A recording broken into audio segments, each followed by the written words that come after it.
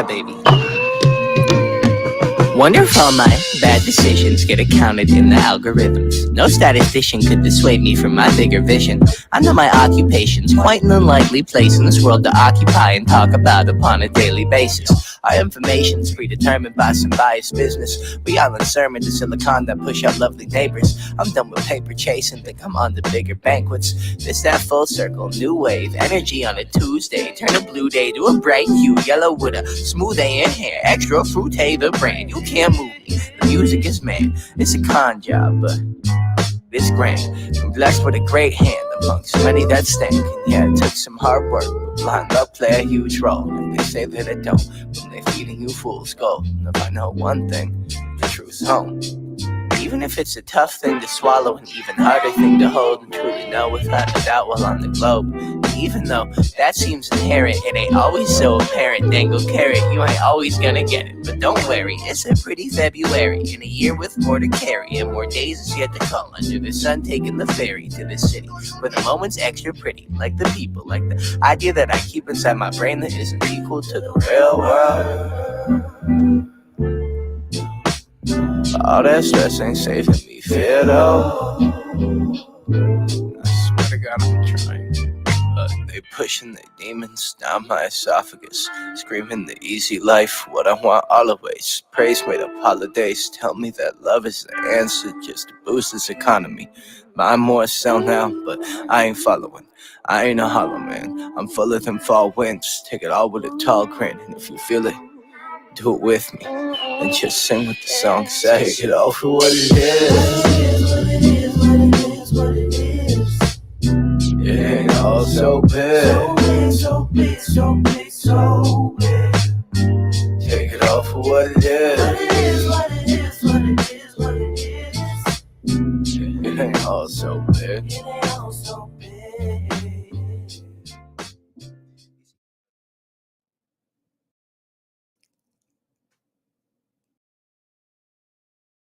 Hello. Hey, y'all. It's me, SB. How y'all doing tonight? I hope everyone is having a marvelous Wednesday. It's hump day. If y'all haven't figured out yet, I wish I could sing. I can't, though. I can't even. Y'all can carry a note, but I can't sing. But I wish I could. But anyway, how is everyone doing? I hope everybody's having a fantastic night. Thank you guys for being here with me over here at SB Nation. We got a show we're gonna have, and I hope you all enjoy. I really do. I gotta get a salute out to my boy, my co-host, my forever co-host, Aaron O. He's not here at the moment. He's working hard because y'all know Aaron is like 3 hours behind me. But anyway, hopefully Aaron can slide on in before we get done. But anyway, I want to shout out to him because he has started his new platform, and he's doing an outstanding job. He's having some very good conversations, and I hope it stays that way because we need to have conversations. But I'm so glad that y'all here with me tonight. We're gonna get into that in just a little bit, but I also want to remind you guys of Wife Life. Wife Life is every Thursday night. Y'all got to find the platform. It's myself, Sharday, Real Film, or Rebecca. Somewhere on some of them platforms, you will find Wife Life. I need you guys to find it. And I need, you know what? I can't say that I'm necessarily going to tell you, but guess what? It's there for you. Find Wife Life. It's going to be on one of the platforms tomorrow. So make sure you find it for 8 o'clock tomorrow night. Wife Life, look for it and support the channel. Support the channel. We'll be having some interesting topics. Yes, we do. So we'll make sure y'all doing that. Also, again, thank y'all so much for being here. It's a hump day Wednesday. I've been running. And listen, guys, I appreciate the fact that y'all are still supporting me because Security Boss been here, there, everywhere. I hadn't got back to my regular schedule yet, but it's coming soon. Again, my personal professional life has taken over. But that's my money maker though. I mean, Mr. Boss have to show up and do what we're supposed to do. And then we get back into the mode of everything. And then we'll be back here with you guys. But I'm not gonna lie, y'all, COVID just made us terrible. Did they have, Big 19? Did that do it to everybody? But it just spoiled us to death. So it's time to get our minds right, get back to being busy like we have been. And we'll be back really soon. But like I said, we're coming back with something real good, something real different. And I know you're going to enjoy because guess what? SB, She always got an extra step. And guess what? Mr. Boss, he always got two.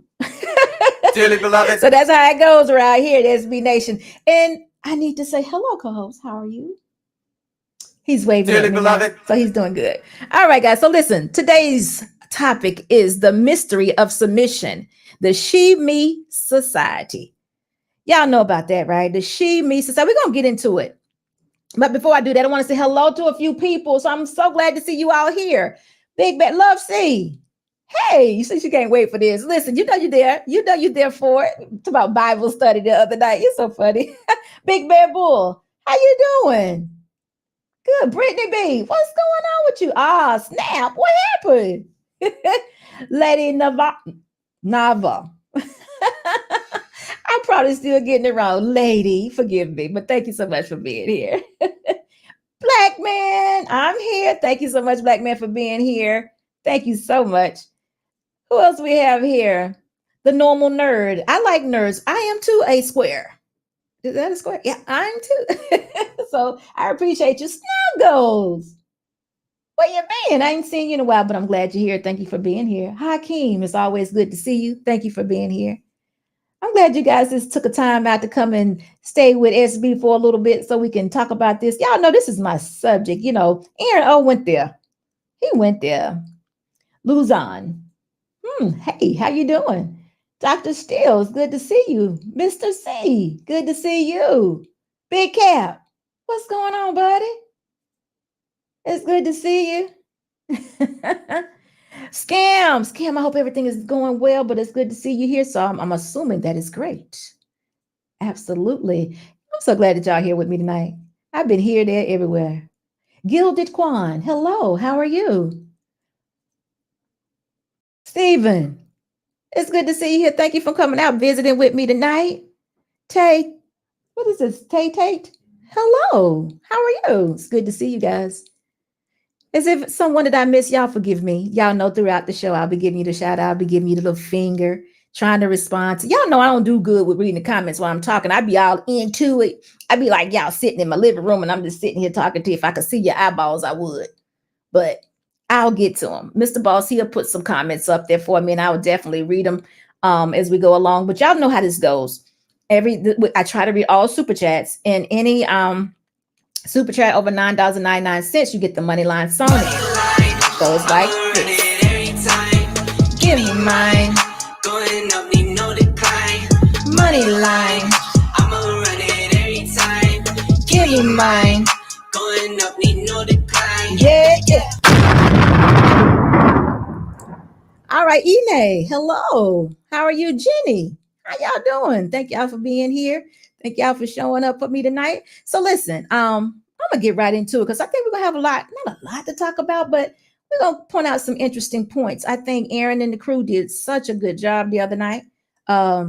It just absolutely seems like we're just missing each other. We're right there on a verge of a conversation, but for whatever reason, I already know what that reason is. No one wants to submit. We can't even get to the end of the conversation. There's no solution. So we continue to go around in this circular position looking for the answer. It's right there. It is right there. So tonight we're not going to go in a circle. We're going to get to a solution somewhat. No, we ain't gonna get to a solution because there's never a solution. Because there's always somebody that wants to do what they want to do and don't want to submit. There's always somebody. But we're going to have a conversation. So let's just get into it. And tonight's subject, is the mystery of submission. But this is coming straight from Aaron's video he did a couple days back. I don't even remember the title of this particular video. We just jumped into it and I was like, oh my God, what happened? But let's just get into it. Mr. Boss, go ahead and roll that for me. You know what? Before I do this, I got to give a shout out to a few people because my TikTok is growing like crazy. Those people over there, they are into it. They going crazy. So TikTok family, thank you so much. And listen, you're welcome here. Come visit, do whatever you got to do. I love your comments. I love your reactions. I just love it. So very much. Thank you. And also Instagram, thank you. All the comments I get, all the love you guys show me, and Facebook. Y'all, I've been doing, if y'all don't know it by now, I've been doing shorts. Shorts on TikTok and reels on Instagram and Facebook. Y'all been getting the lives and what have you, and y'all have really been supporting SB, and I thank you so much for doing that. I almost forgot. Don't let me do that. I don't need to do that because any support I get, I appreciate it all. So make sure you continue to do that. You guys in the live right now that are in the comment section, make sure you're sharing these videos. If y'all have one that y'all just really like, make sure y'all share that. But I just wanted to do that before I got started because I never talk about them, and they have really been showing so much engagement and appreciation. And listen, I love that. So listen, let Aaron get started. Go ahead, Aaron. Of Black people in America, specifically Black women, are forcing themselves to be Christian, forcing themselves to believe a certain way and try to acquire a man that is Christian because they don't want to be cheated on. I genuinely believe that. I genuinely believe that they just don't want to be cheated on. So if they stay faith-based, they're Christians, they're aligned with that denomination, then they're like, man, look, my man ain't allowed to cheat on me because I can't take it. But if you had to be Muslim and you had to get a leader, and that man could have multiple wives, you'd have to deal with it. But because you're Christians, you're not really good Christians, to be honest with you. Because the reason y'all like being Christians, I know y'all gonna not like me, because y'all really don't have to walk in the light. You really don't have to do it. All you have to say is, I'm trying to be. I don't have to be perfect. I just have to, I have to keep putting my best foot forward and keep trying and striving and trying to walk in light. But I ain't got to be perfect, right? That's why I think y'all do that. Y'all need to be more like Muslims because because that's what Black men need. I know y'all gonna hate me for that, but that's what they need for them not to run around and cheat as much. They need to be able to have multiple wives and just accept the responsibility of those women so they don't have to cheat so much. Because if you really break it down, you know what people say? Large majority of people are actually dealing in a polygamous lifestyle. They having boyfriends, like, a lot of you Christians got boyfriends, you don't have husbands. You know what I'm saying? And look, Aaron, yeah, you're gonna get canceled for that. So listen, guys, Aaron seems to think, he said he know y'all gonna get mad at him, ladies, y'all gonna get mad, but you all are choosing men. Oh, excuse me, let me say it right. You're choosing to be Christians because you think it's going to get you a man that will not cheat on you. Did you not know how many foul Christians there are? Dearly beloved. Oh, the thought. So, Aaron, I kind of understand what you're saying. I had to think about it for a minute. I'm like, what is Aaron talking about right now? He's way out there because, you just don't put that together. But a man with morals, a man that has self-control and all that would fall underneath a religious umbrella. So I get what you're saying. I do. And I had to think about it myself because I too wanted a man who was a follower of Christ. I did. But I never thought about the cheating situation because let me tell you something, Aaron. A relationship is personal. Your personal relationship with Christ is what keeps you. So you can have a man that tells a bunch of lies or a woman that tells a bunch of lies or what have you, but his relationship is what keeps him being in a monogamous relationship with his woman. It has nothing to do with my desires for him to be that way. I can desire it. I could desire him to be damn near perfect because most women do. But guess what? He's not going to be. But that's not what marriage is about. Remember, marriage, you take you got vows, you make a covenant. The covenant you make in marriage goes to God. It's your promise to him to love your wife as a man. Wives, be submissive to your husband. So that's what actually keeps you in the marriage. It's not the part about the monogamy. I did a follow-up show. I know you did. Aaron, thank you for being here. Listen, Aaron, you did an outstanding job. I just thought it was funny. Listen, you didn't offend anybody. Well, you might have offended some people, but I never thought about that way. But I guess it's all inclusive. Me looking for a man that loved the Lord did make me, I did feel as though I would be getting a better man. I absolutely do. And I still think I have a better man. because of the fact he does follow Christ. Listen, those of you who have no foundation, I would say that, that would be someone that you can't follow. Y'all might have to cancel me for that. I don't know. But remember, guys, Aaron goes on to talk about we are somewhat in a relationship where women are sharing men, right? So since you're sharing the man, why not? I think that's what he's saying. Since you're sharing them, why not men have several wives? One thing, polygamy is in the Bible. It is there. It's in several scriptures. It talks about it, but some would say it is not. It's forbidden. For leaders that are in the church, and some would say it's for you to do. But the main ingredient, I should say, or the main thing to keep it successful is this man following the covenants of Christ, of God, and can he take care of these women, which is all inclusive of that also. If he can take care of these women and it's agreed upon, then you know what? Some women would agree to it. And matter of fact, I want to say this to you also, Aaron. I happen to think that infidelity is a big thing, but why don't we just really talk about why it is instead of we can give it 20 million excuses of why women get so upset, or why is that such a big deal in relationships? It's a huge deal in relationships. It is. But I think as a woman that it's such a huge deal in relationships because having sex is a very emotional thing for women.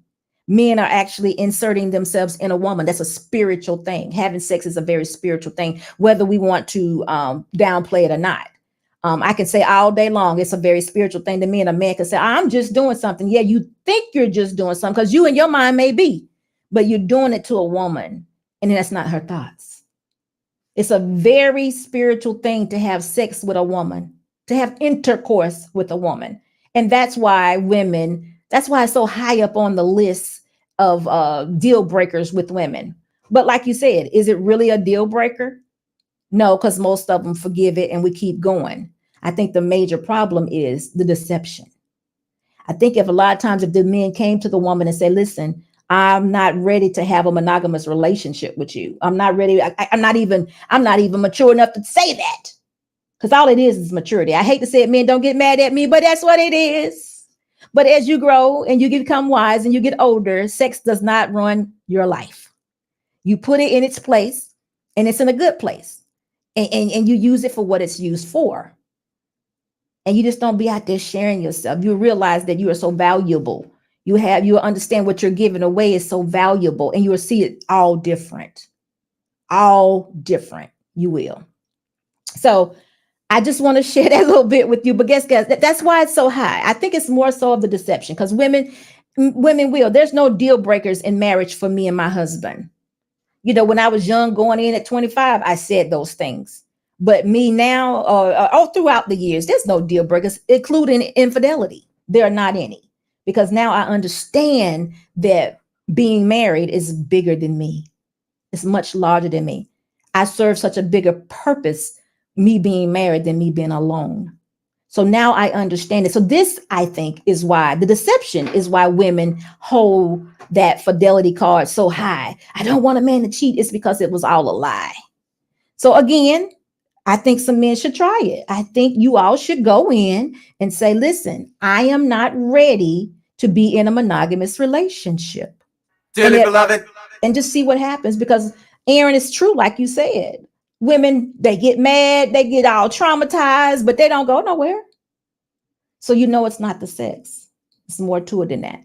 But understand, sexual intercourse is very, very, very emotional and spiritual for any and everybody, more so for a woman. So understand that. You just don't sleep with a woman and get up and walk away. You leave an imprint on her, and that's deep.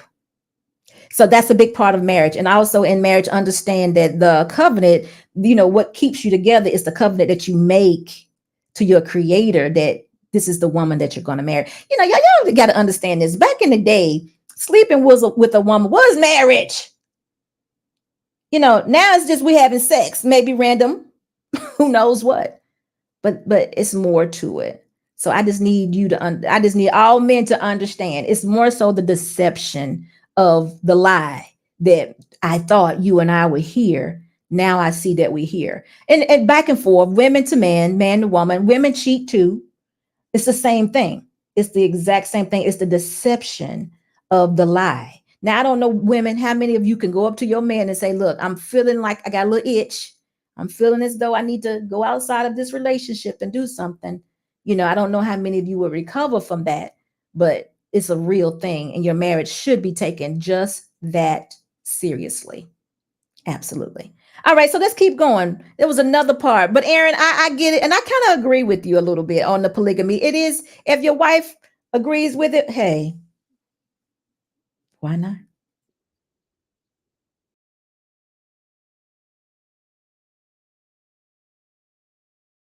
Like, there are some women who have done it, but I think overall, the fact that you can go be number 2, 3, 4, 5, 6 is not really motivation for someone to switch their religion. That's just my opinion on that. Can I ask her a question real quick, Aaron? Absolutely. It's your turn, brother. So, Venus, would you describe American women, especially Black American women, as happy in America?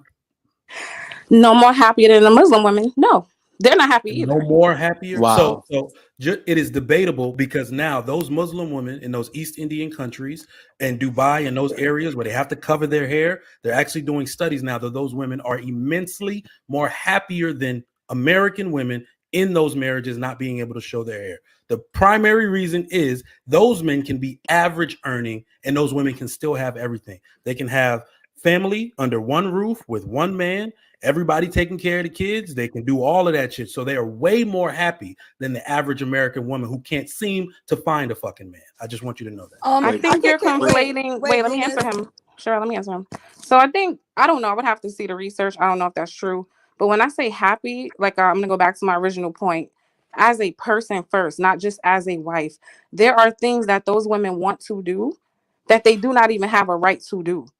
They are not as happy as you think they are. Their whole existence is around a man. That is not. So there was a conversation that came up with Trigger Mike, and I think her name is Venus. I'm concentrating on the happiness thing, and we're talking about within marriage. I gotta share something with you.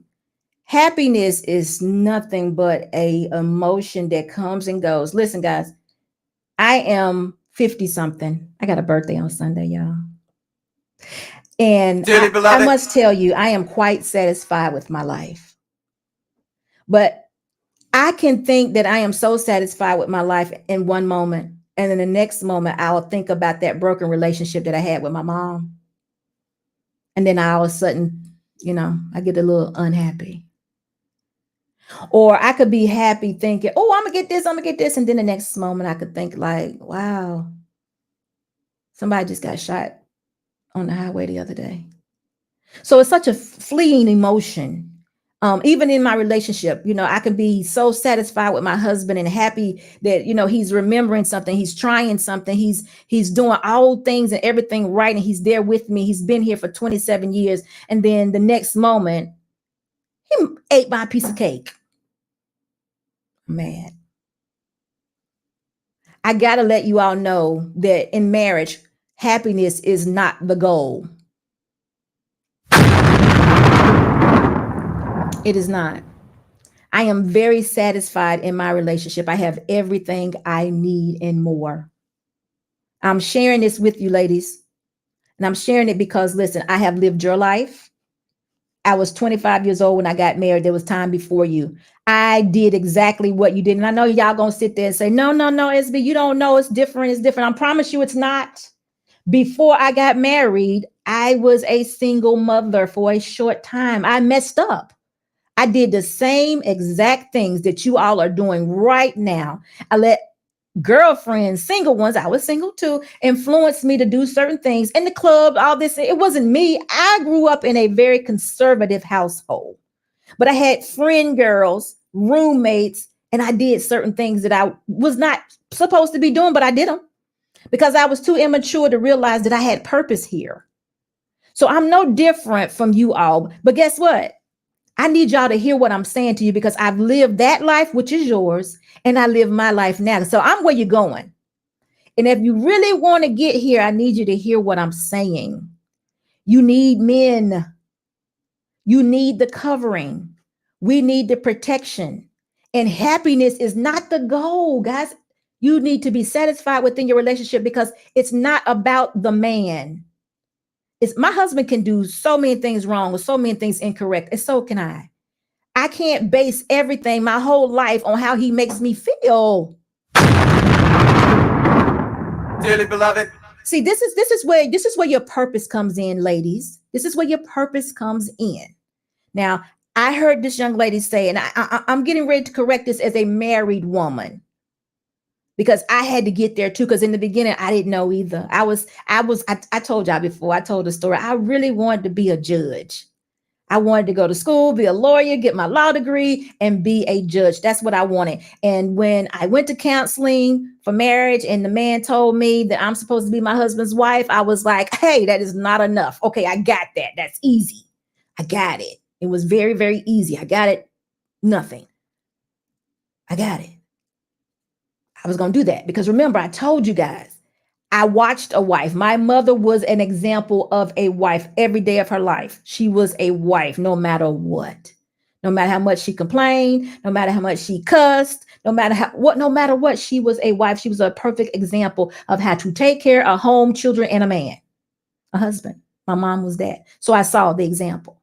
But there was something that was missing, guys, because the first time I heard the counselor say, your job is to be a wife, but I didn't hear him. I heard him, but I didn't hear him. But guess what?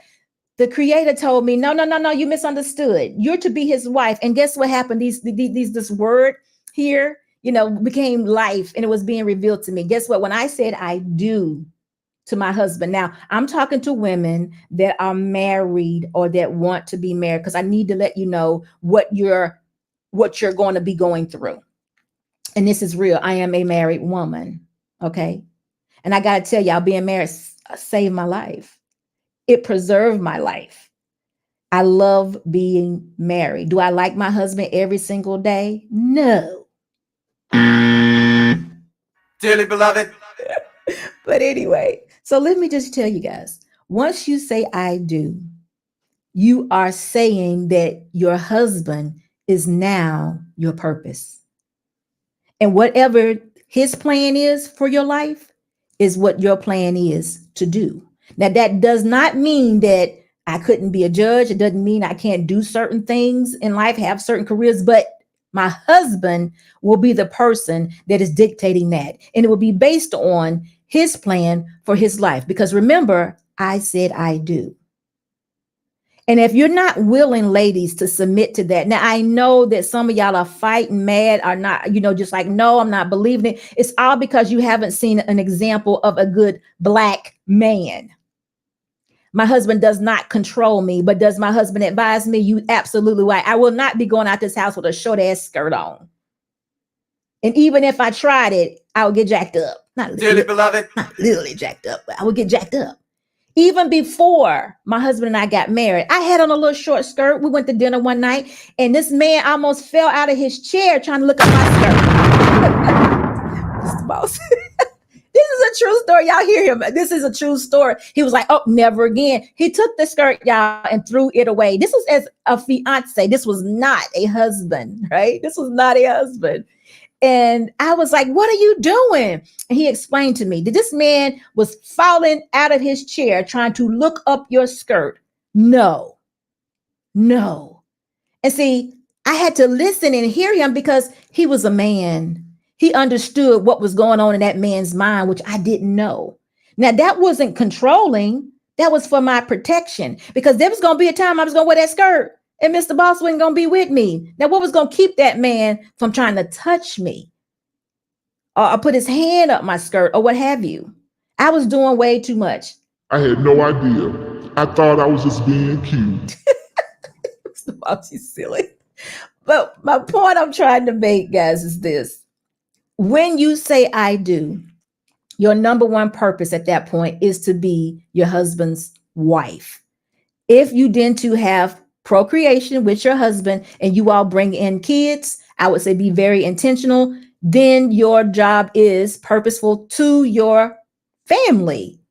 now the kids, your husband, now your kid. Now, this doesn't mean that you cannot do certain things, have certain careers. Like I've said many times, as life went on between me and Mr. Boss, I became a real estate agent. I became a realtor. I've been a realtor since 2001. Oh, Lord, since 2001. But that was something that came about because of the plans of my husband. My husband has been an entrepreneur since he walked in the door, since I met him. It was always, I am going to be a business owner. Now, I'm going to say this a million times, average earner.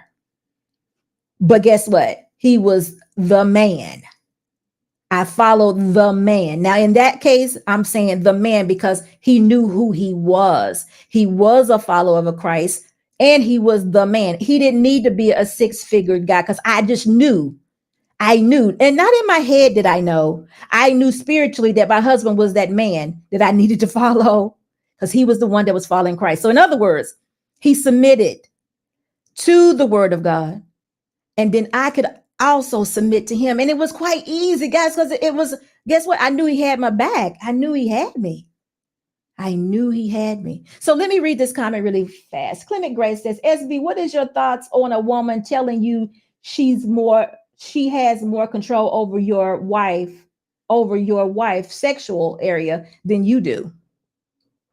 SB, what is your thoughts on a woman telling you she has more control over your wife's sexual area than her body? Okay, so you're saying, okay, this is what I would say to that. I know what you're saying, because in the word of God, it definitely tells you that you don't withhold sex from your spouse for any time but that time. And everybody knows what that time is. I hopefully think that. Listen, again, I started out by saying that sex is a very emotional thing with women. We cannot, we cannot just, how can I say it, function as a machine per se. I don't think a woman should ever withhold sex from her husband, but husbands, don't let it stay there. If you feel as though your wife is withholding sex for you for whatever reason, it is your duty as head of the household, as a leader, to chime in and say, baby girl, what is wrong? Because this is the way the enemy kind of creeps in. You need to definitely lead her in that area and let her know that's not right. It's not correct. You're wrong. You should not be withholding sex from me. And if you are, I need to know why. Because all things, there's a reason for it. Because women enjoy sex just as much as men do, especially if it's good sex. Dearly beloved, find out. Take your time. Don't get all in your feelings. That's a time right there to say, hey, let's slow down and figure out what's going on with my wife. Let's sit down. Let's talk. It may only be a 5-minute conversation. She may be dead tired. It may be time to rearrange some things. I have no clue. I don't like the fact that she says this, but for me, I think this is a cry out for husband. I need you to communicate with me. Husband, I need to talk to you, but I don't know what to say. Husband, help me. This is what I see it as. Now, others can see it as, just being rebellious or what have you. But I think this is the beginning of a conversation that we need to have. And you can't allow that to continue to go by day after day or week after week. We need to plug in, because remember, you and your wife need to become one. And this is a way to become one. So don't break that connection over some pride, some attitude, and being puffed up, because that's not what men do. Men love their wives and women submit to their husbands. So I hope I answered that question. But anyway, I totally forgot where I was. But anyway, going back to it, I think I remember now. My job as a wife was to be submissive to my purpose. The young lady in the video, Miss Venus, I hope you're doing well. You listen, hear what I'm saying to you. If you don't want to be married, and I'm talking to you, I know you may not be here. I don't know if you visited over here before or not. If you don't want to be married, I totally understand. But understand, being married is a serious situation. And I understand also that not many Black women have seen a marriage actually work, whereas it's something that they want to invest in. I get it. I heard Cherrell, I heard you, girl, and I heard what you said. I don't know if many people heard you or not, but I heard what you said when you were younger, Black men were like the enemy. They were like the worst thing in the world. I heard that. But Cherrell, that is not true, and you know it. So we can't carry those traumas that from our youth into our adult life without getting help for it. If that is truly what you believe, we got to talk about it. We got to talk about it. We can't just let that be like, oh yeah, he's one of them. Oh yeah, he's one. Because I have one that's not. I always use the example of my dad with my mother. I knew my dad, I found out, y'all, I knew my dad did a lot of things on the outside of the home, but he was definitely a provider. What we're doing now is we're calling our men to be more than providers. And they're saying, look, I want to be more than a provider. I want to be a provider, but I want to also be over my household. I want to lead you guys. I want to be the head of the house. I want to be involved in my children. Listen, guys, when I was younger, my dad was there. He was a provider up until about 13. And then he was out.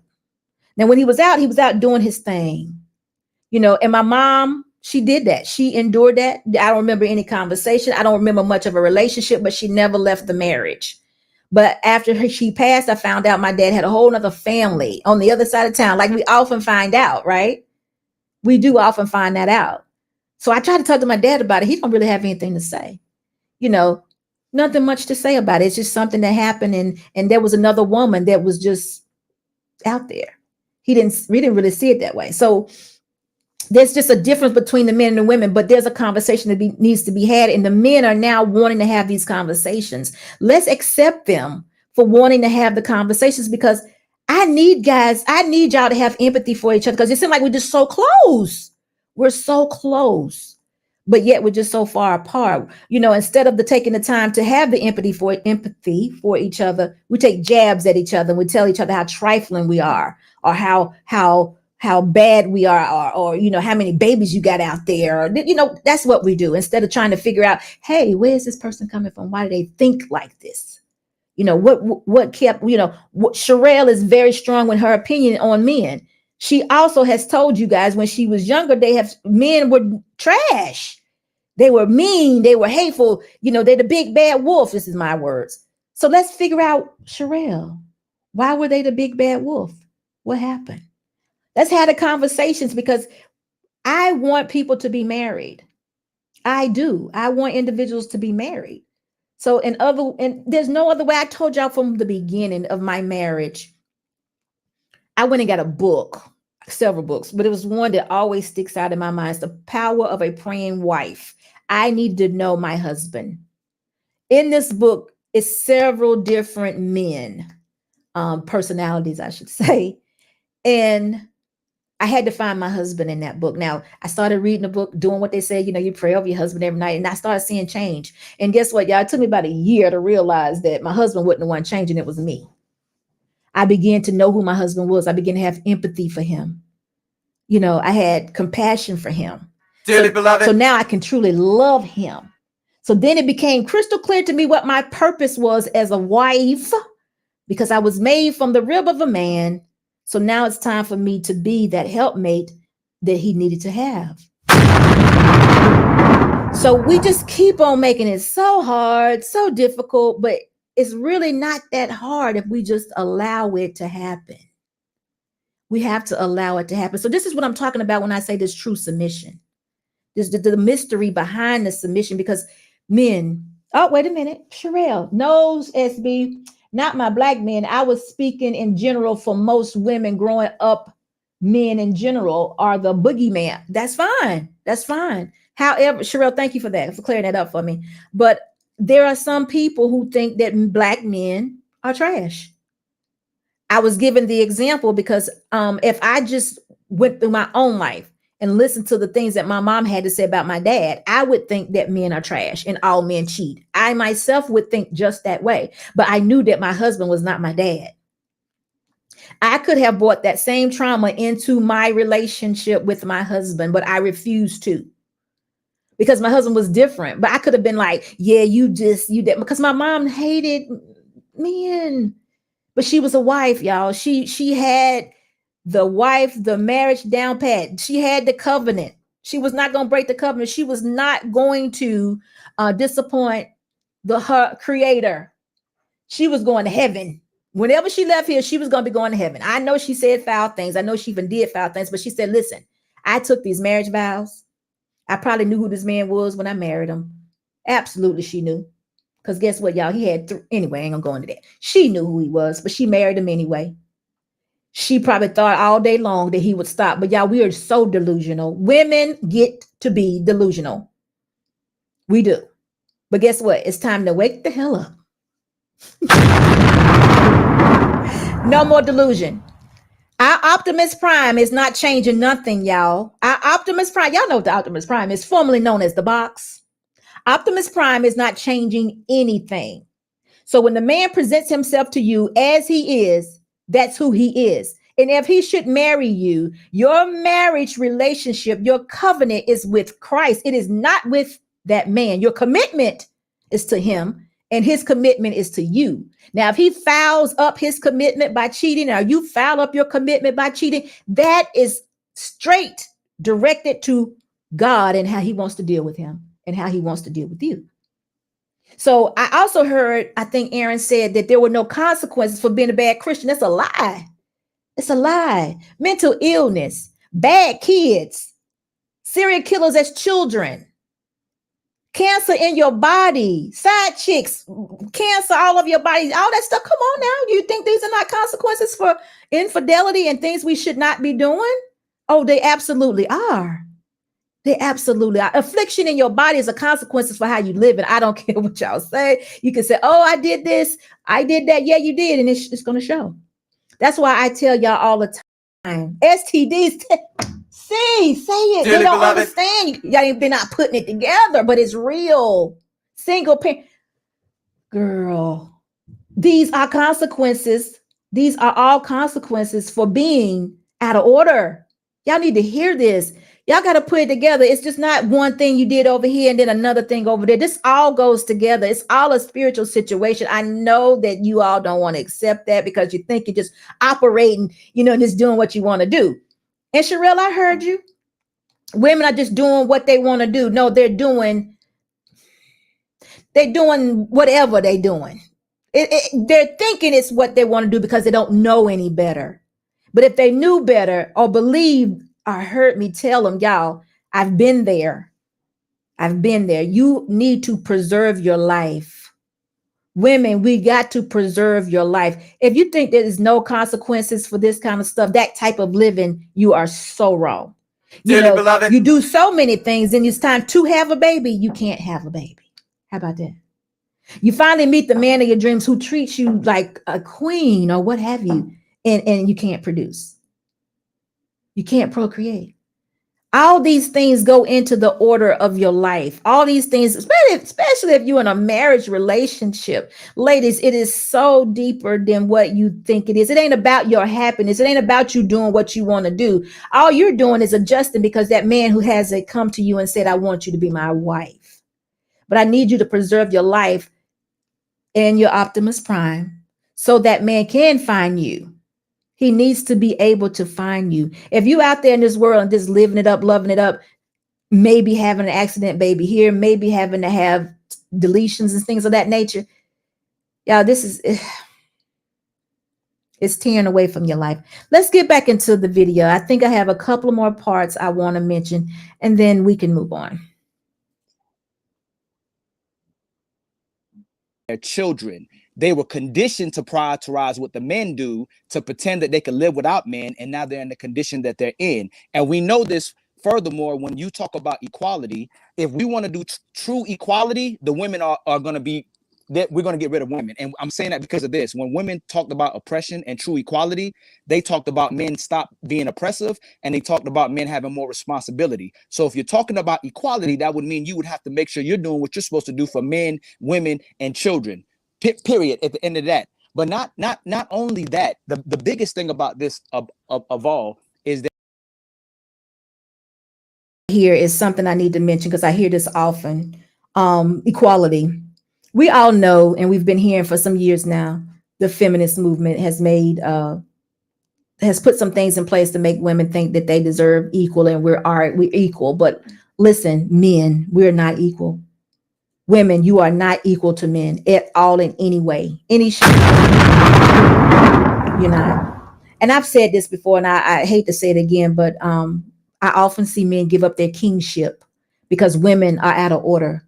And I'm telling men, do not ever give up your kingship. And when I say kingship, I'm talking about, I'm not, I know a lot of people like to say, these ain't no kings and these are not no queens. I'm not talking about that. I'm talking about the nature of, the mentality of, I'm talking about being head of your household. I'm talking about being that person that makes the decision. You're the king of your house. I couldn't dare tell Mr. Boss that he's not the king of my house.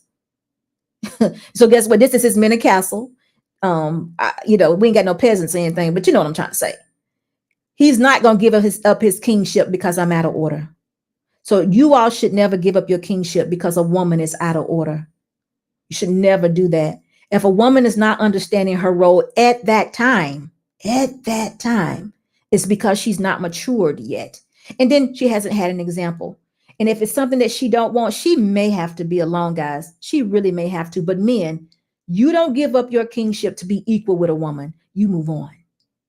You move on. It is not even the appeal, because I'm telling you, to have a woman, to have a man, let's say it like this. A woman knows when a man is not in his role, and she will take advantage of it. So don't give up who you are to please this woman. If you are a man that opens doors, that pull out chairs, that do those things, continue to do it. If a woman you're going to date and a woman doesn't respond to that, you don't date her no more. She's not the one. You continue to be who you are. We cannot continue. Men, you cannot. And women, you have to know who you are as women. Now, listen, guys, this is what's going to get hard, because we rely on you men. We rely on you all to teach us. This is the tough part. We rely on you all to teach us. So don't ever give up the fact that you want to teach us. I want to learn from you all. I have learned so many things from my husband. It is ridiculous. I mean, y'all, I be shooting guns. I love to drive a truck. I know some of y'all gonna be like, that's gonna be. It may be, but I gotta get to where I'm going. But guess what? I am my husband's wife. You, dear, have to adjust to your man. And whatever it is he's teaching you, or whatever it is he needs you to be his helpmate at, that's what you need to be. And it's just how it is. So you're not missing anything. So ladies, those of you who think you're missing something or will miss something, it's not. I would dare to say right now, I would challenge most of you, if not all of you, to line up your life right now to my life right now. And I would tell you very easily, I'm winning. I'm winning. There's nothing excellent or good or happy about being a single woman. I'm gonna let you know it.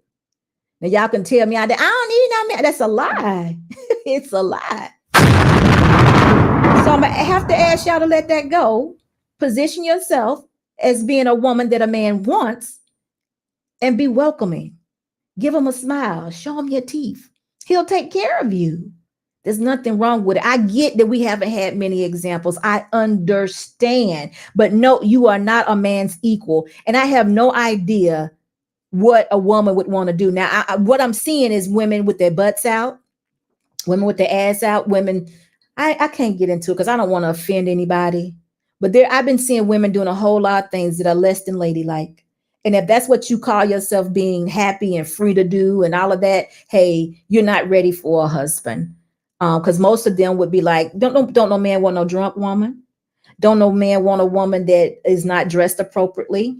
Don't no man want a woman that is too aggressive, that comes off too strong. You men don't want that. Dearly beloved. Men want ladies.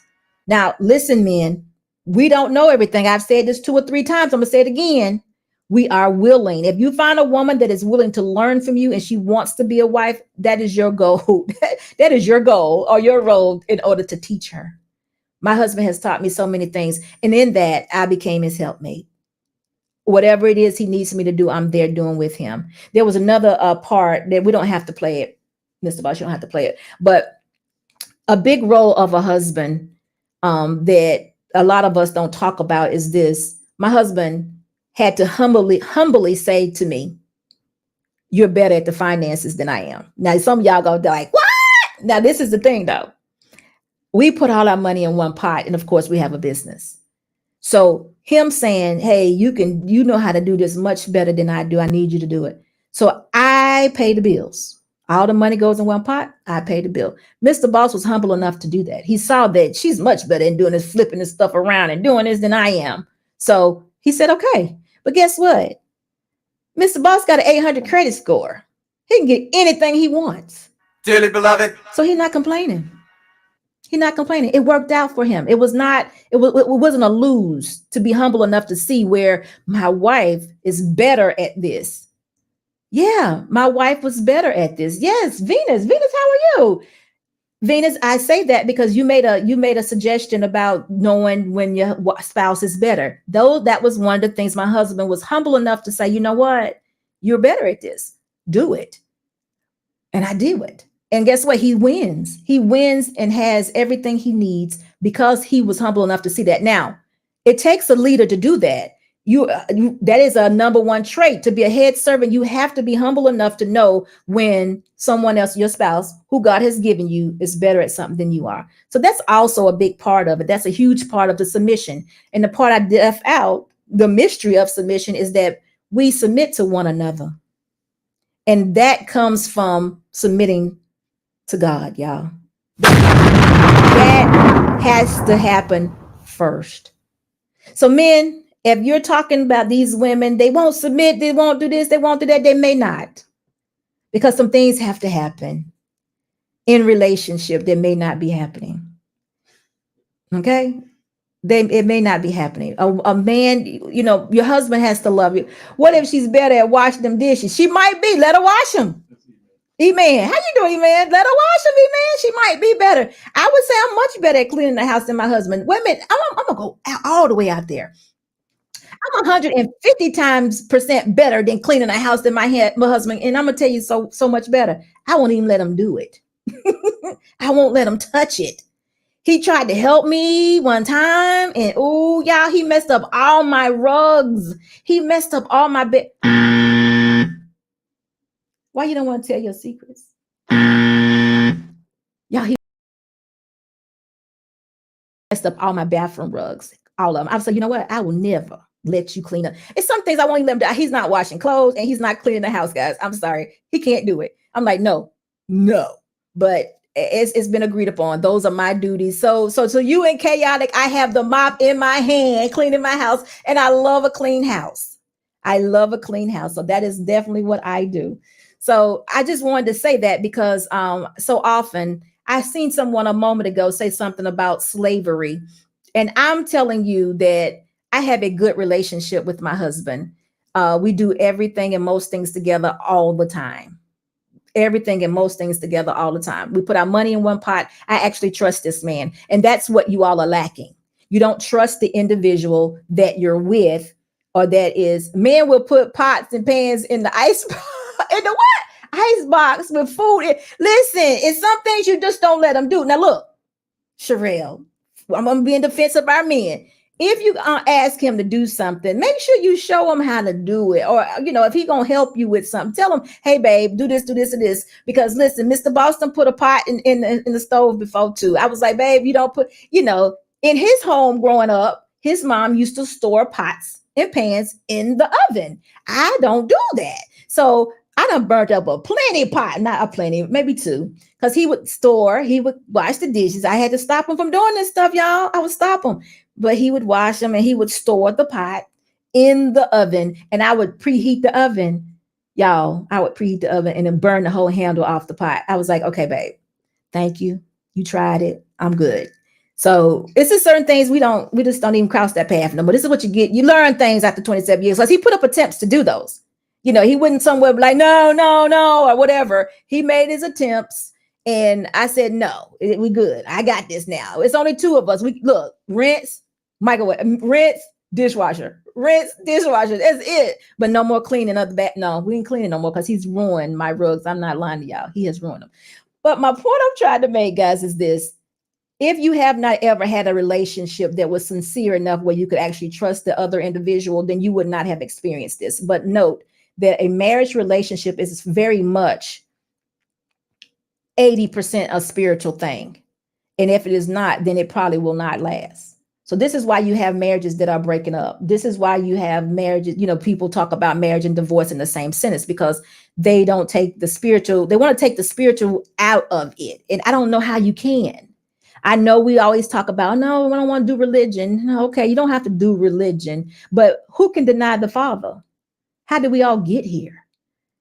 Marriage is a concept that came from the Father. I mean, your creator created you as a man. He took from you your rib and created a wife, a woman. How can we deny that? I mean, you have to have a certain amount of faith in order to believe this, of course. And with that amount of faith, then you will be blessed. But if you're not believing in that, what is your marriage foundation based on? What is keeping you? What would keep him monogamous? What would keep you monogamous, young lady? What would make you submit? What would do it? Nothing. So it's bigger than us, y'all. Me being married 27 years is bigger than us. I'm not gonna lie to y'all. 2 years in our marriage, I packed up the whole house. I was leaving. I was out the door. I did. But Mr. Boss didn't let me go. Now, why was I leaving? I was just delusional, just like everybody else. Every other woman that was 25 years old didn't have no clue.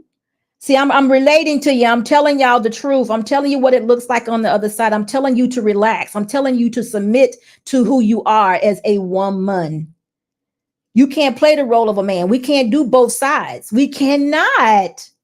We cannot. I tell my husband every day, I cannot every day, but I tell him all the time, I would not do anything over my head. And he understands it clearly. I understand. He understands clearly. He says, hey, look, I got it. He'll wash a window. Look, y'all let him wash the windows because they over my head. I'm like, you got it. So he loves, I ain't gonna say he loves it, but he does the windows. So here we go. Andrew, Dale, thank you so much. Andre, sorry. Y'all, I can't see. Andre says, the man is the foundation and the head, however, wait a minute. The man is the foundation and the head, however, there are different departments. She's better at, so let her. Yes, but guess what? You have to determine that. You have to be the one to determine what you're willing not to do. You are the one that, what do you call it, y'all, when y'all, any other time I would know this, but what's the word, Mr. Boss? When you tell people what to do, other than dictate. You orchestrate, of course, but Mr. Boss ain't helping me with the word. Y'all help me with the word I'm talking about. You the one you tell people what to do, y'all. Delegate. There you go. Thank you, Mr. Boss. You are the delegator. The husbands are the delegators because you are the person that is responsible for your household. So whatever goes wrong, you're responsible for, and those things that go right, you also take credit for. That's how it should be. We are not your equal. Even in expenses, this is why we put our money in one pot. See, there are things that you can do to gain trust in your relationship. And I know women and men both be like, nah. You listen, if you don't want to be married, y'all don't do it. Don't try to ruin this perfect institution of marriage with your selfishness. Understand that. Don't do it. Because when you do it and it works very well. It does exactly what it's supposed to do. It does exactly what it's supposed to do. But if you come bringing your selfish ways or your non-seeing ways into this relationship, into this marriage covenant, then it ruins it. It ruins it because, see, there's a lack of trust. You'll sleep with a man, but you don't trust the man with your money. You will, the things that you all will do, but you don't trust them. It's just crazy to me. Why don't you put all in? And if it falls apart, get up and walk away. How about that? Put all in instead of giving it just a little bit. Let me give it 5 and then expect 50. Let me give it 10 and then expect 80. I'm okay. I'm gonna give it 50, but I'm expecting 100.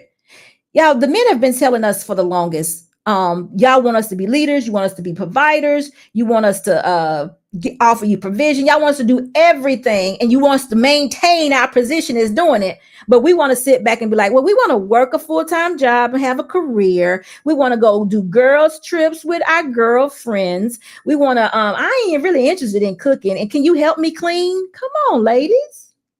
That's not right. I say go all in, see if it works. If it don't work, hey, listen, see, Sugar Bone, SB, you're not dating these modern men. Ooh, so men are modern now? I thought men were mostly still traditional, or the men I'm talking about, they're still talking about traditional values, traditional ways. Sugar Bomb, you might have to come up and tell me about that because I don't know much about what a modern man is doing. I need to hear about that because I'm missing that. That part kind of escapes me. I see the modern women. Now I see evidence of what you all are doing, but far as the modern man, I'm not sure because all the men I hear on these platforms from here to there, they're all talking very traditional in value. Very traditional in value. So you gotta tell me about that. I gotta hear about that. I'm gonna ask Aaron. Aaron's here. Aaron gonna tell me about it. Aaron. Yeah, I got to get used to this background. I like this though. It make you feel free, don't it? I might love it too. Uh-oh. There you go. Aaron, I got a question. How you doing? I'm feeling good. I'm feeling good. How you doing? I'm just enjoying the show. That's question number one. Question number two is this, and then we'll get into it. Tell me about a modern man. What's that? Well, essentially, if you let YouTube tell it, a modern man is somebody that doesn't protect his woman, pretty much looks at his woman as an equal or partner and wants to do 50-50 everything. Pretty much someone that is less desirable than a traditional man, but at the same time, there's not a placement for him here. It's really not definitive because it's constantly changing. I would say most people are actually modern, right? I think some people carry traditional values and you know, they may hold a more dominant position in how they operate because we're all pretty much modern because we ain't lifting, you know, boulders and, you know, but ideally it's someone that just does not pretty much have gender roles in their relationships when they talk about modern men. And so it's more like, hey, honey, so let's come to the table and decide what we're going to do. And if we both disagree, well, we're going to have to do rock, paper, scissors. It's pretty much that type of thinking mentality. And okay, okay, Sugar Bomb. I see what you're saying. Well, you know what, Sugar Bomb, if I rolled up on that, I would run because that man is not being a man. That means y'all get into a fight, he gonna be gone. He'll run away. Dearly beloved. That doesn't sound like a protector. Can I fairly say that? That's what they're saying about these modern men. These modern men don't protect their women. A guy could just walk up, you know, grab their woman's behind. He'll just sit there and be like, well, I'm not going to let you trick me into going to jail. That's what they're saying. Oh, well, Sugar Bomb, you know what? I didn't know that this really existed. I thought men love being men. I really did. So we're not going to talk about them much. I don't, you know, you're right, Sugar Bomb. I don't know anything about dating these modern men. And if you all would come up on some, you all shouldn't know anything about dating them either. That should be easily figured out in a conversation on the phone. I'll say 97% of men are modern. Okay, wait a minute. Let's just clear something up real quick. We all are living in very modern times and we're doing things that are modern. So this part is true. But far as a man being a man, far as protection, principles, provision, Aaron is saying he's willing to be 50-50 with you. You're meeting 97% of the men that are willing to do that? Well, then if that's the case, then we shouldn't even be having this conversation. There shouldn't be any conversations to be had. Everybody should be happy. Would you say, Aaron? Yeah, they don't really want that. The sad part is, and we kind of cover this, and I'm actually thinking about doing a show in probably about an hour about something like this, but really women want beta males with alpha male mentality, right? They say, I want an alpha male, but at the same time, I want him to care about me and put me first and things like that. And alpha male does not do that. Instinctively, he's selfish. He's going to do what he wants to do, and you'll just benefit because you're around him. Beta males is really more aligned with women want. Beta males are productive. Think about it. Most people would think Mark Zuckerberg is a beta male. I would assume that he is. But think about it. He's kind of, reserved. I don't know if I agree with that, but I'm coming from a marriage point of view, and I think you might be coming from dating. I'm talking about in the context of how they view alpha males and beta males. They think beta males are just the worst. I don't want no beta male. No. Realistically, they're asking for alphas, but they don't want alphas. Right, because my husband is an alpha male, but we have been together so long. He was very selfish in the beginning. So I've said that a million times. But when he said, I wanted a wife, that had to change, because now we're operating on becoming one together. So if he cut off his arm, he might as well be cutting off mine. So we're like one now. So that's the thought process of that man and your wife becoming one. So that's how I see it a little different. But remember, no. We actually align there. Remember, there's a cutoff age. Yeah. Like there's a cutoff time period of when they're saying these men were made. I got you. They're saying that these men were made, like they're really saying they're these younger guys, these Gen Zs, these earlier, millennials. Men prior to that are actually perceived to be more of alpha males. Right. Because they're more, now these. So that's really where the difference is. Yeah, you won. I won. Yeah, So Aaron, listen, I hate that I had to turn your video upside down. I hope I'm doing you justice, but let's talk about it a little bit. I enjoyed it, and congratulations. Oh, thank you. Yeah, I had a lot of fun with it. I ended up doing a follow-up video on it because actually, a lot, I got a lot of responses from it. And after going back to watch it, I said, you know what? I think I was off there. Emmanuel was talking to me. That's my guy. He said I wasn't having that show was a little tougher than most for me. Yeah. Because it was a little frustrating. But I went back and I learned. I said, whoa, it ain't had nothing to do so much with religion as much. I still think there are some women that are, trying to weaponize it and to hope for and praying, please, I give me a God-fearing man. He won't do this to me. But I know there are a lot of principled Christian women. My grandmother's one. I know there are a lot, and she really is. So I know. But the younger ones, they lying. A lot of them are lying. But I found that ain't got nothing to do with that. It's really the freedoms. They look at marriage as prison. And not only that, they're delusional. They don't think they need it. They don't know that this is what they should be. This is their purpose for being here. I think not all women should be married. But if you're saying you're a Christian, then if you're not married, then you should be praising the Lord. And if you ain't praising the Lord, you should be married. So you can't just be out there having free recreational sex and say aligning with being a Christian. That doesn't work. So that means it goes back to what they're gonna do it. They're gonna do it. Security boss. Well, guess what? They're setting this up. Now, the part I heard you say that I totally don't agree with, and I may be wrong. You said there are really not any consequences for this. Did you say that? So what I may have said it, but it may have not came across. I mean, on earth, in the sense of when they're talking about their faith, their beliefs, God's not going to punish them on earth. Oh, Aaron, it's not true. No. Listen, I understand what you mean, right? Okay. You can buy into that. I'm telling you the perceived thoughts. Okay. Like people are acting the way they're acting because their actions.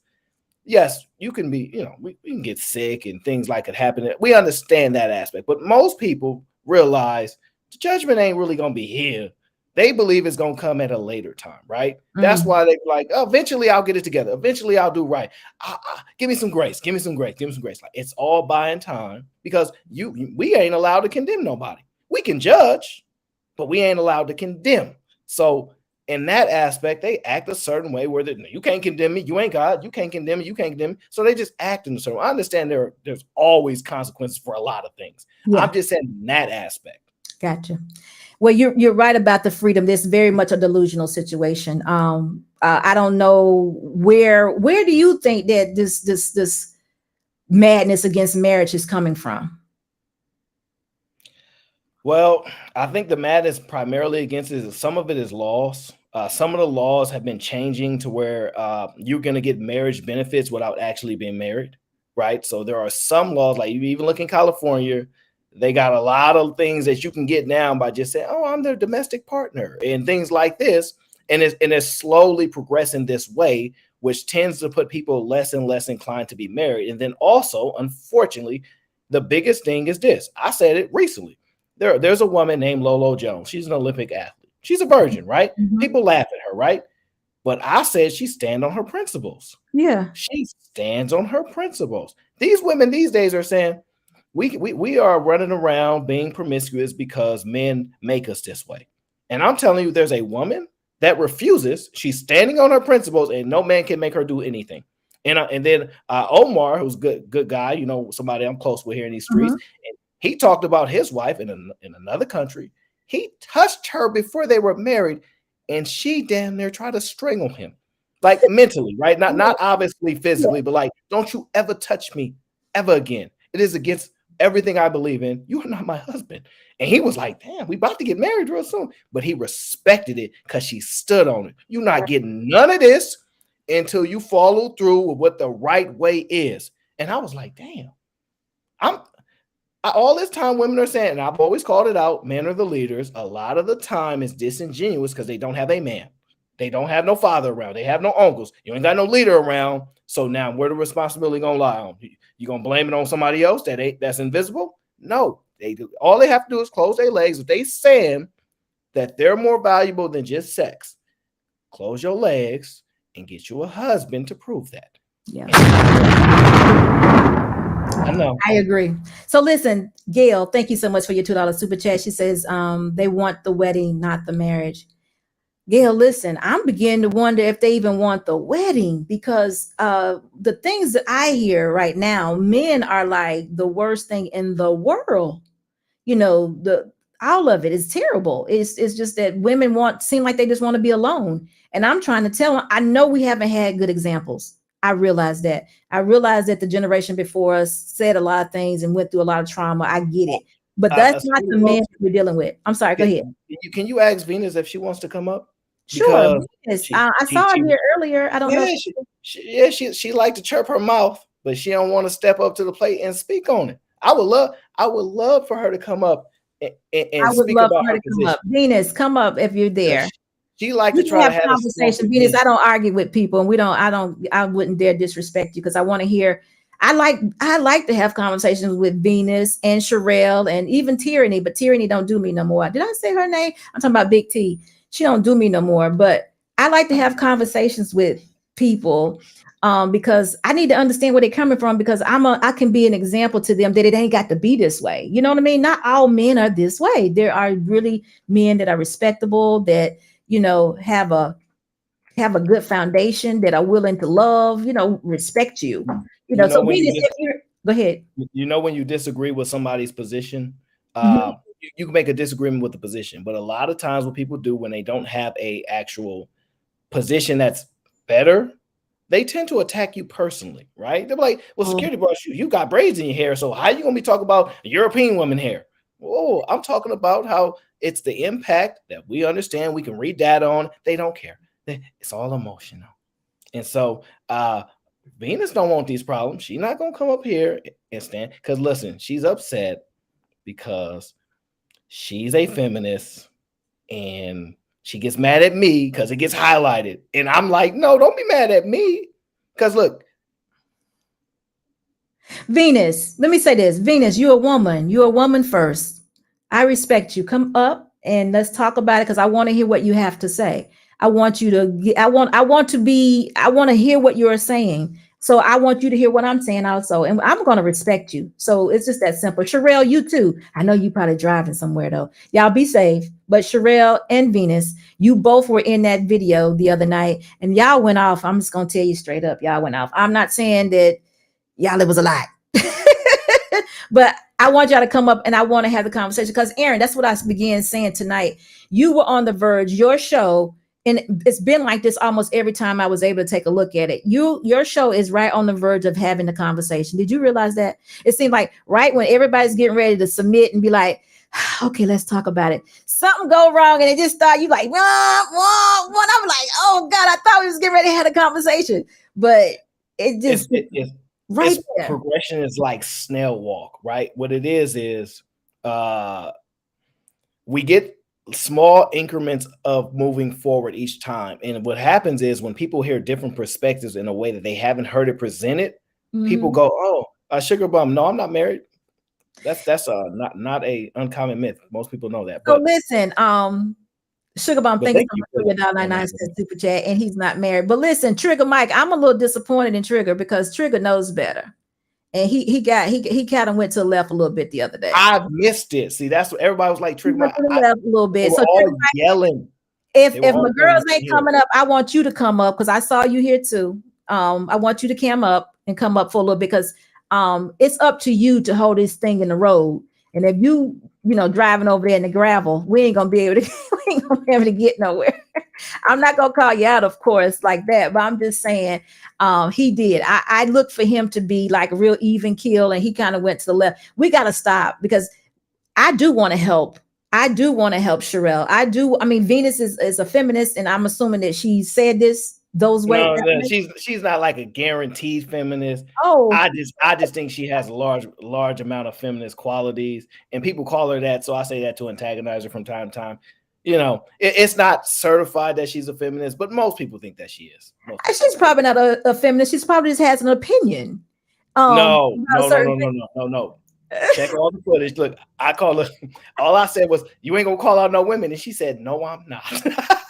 But listen, okay, let me do this. Love C, thank you so much for your $9.99 super chat. She says, "Great show, SB. Today's values are so out of whack. It makes it difficult to see the beauty and benefit of marriage. Only the struggle. Come on, Aaron, move those shoulders." What you talking about? They know what you talking. They got you. Get the money line. Oh, yeah. Okay. Show it. I'm already on vacation. Thank you. See, I'm on vacation already. Line. I'ma run it every time. Give you mine. Going up, need no decline. Yeah.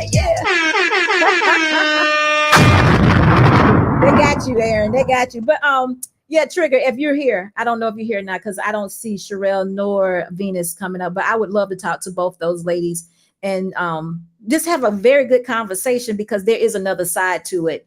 And we never will get there if every time they express themselves, somebody's there to cut them off or to cut their head off completely. Hey, Q.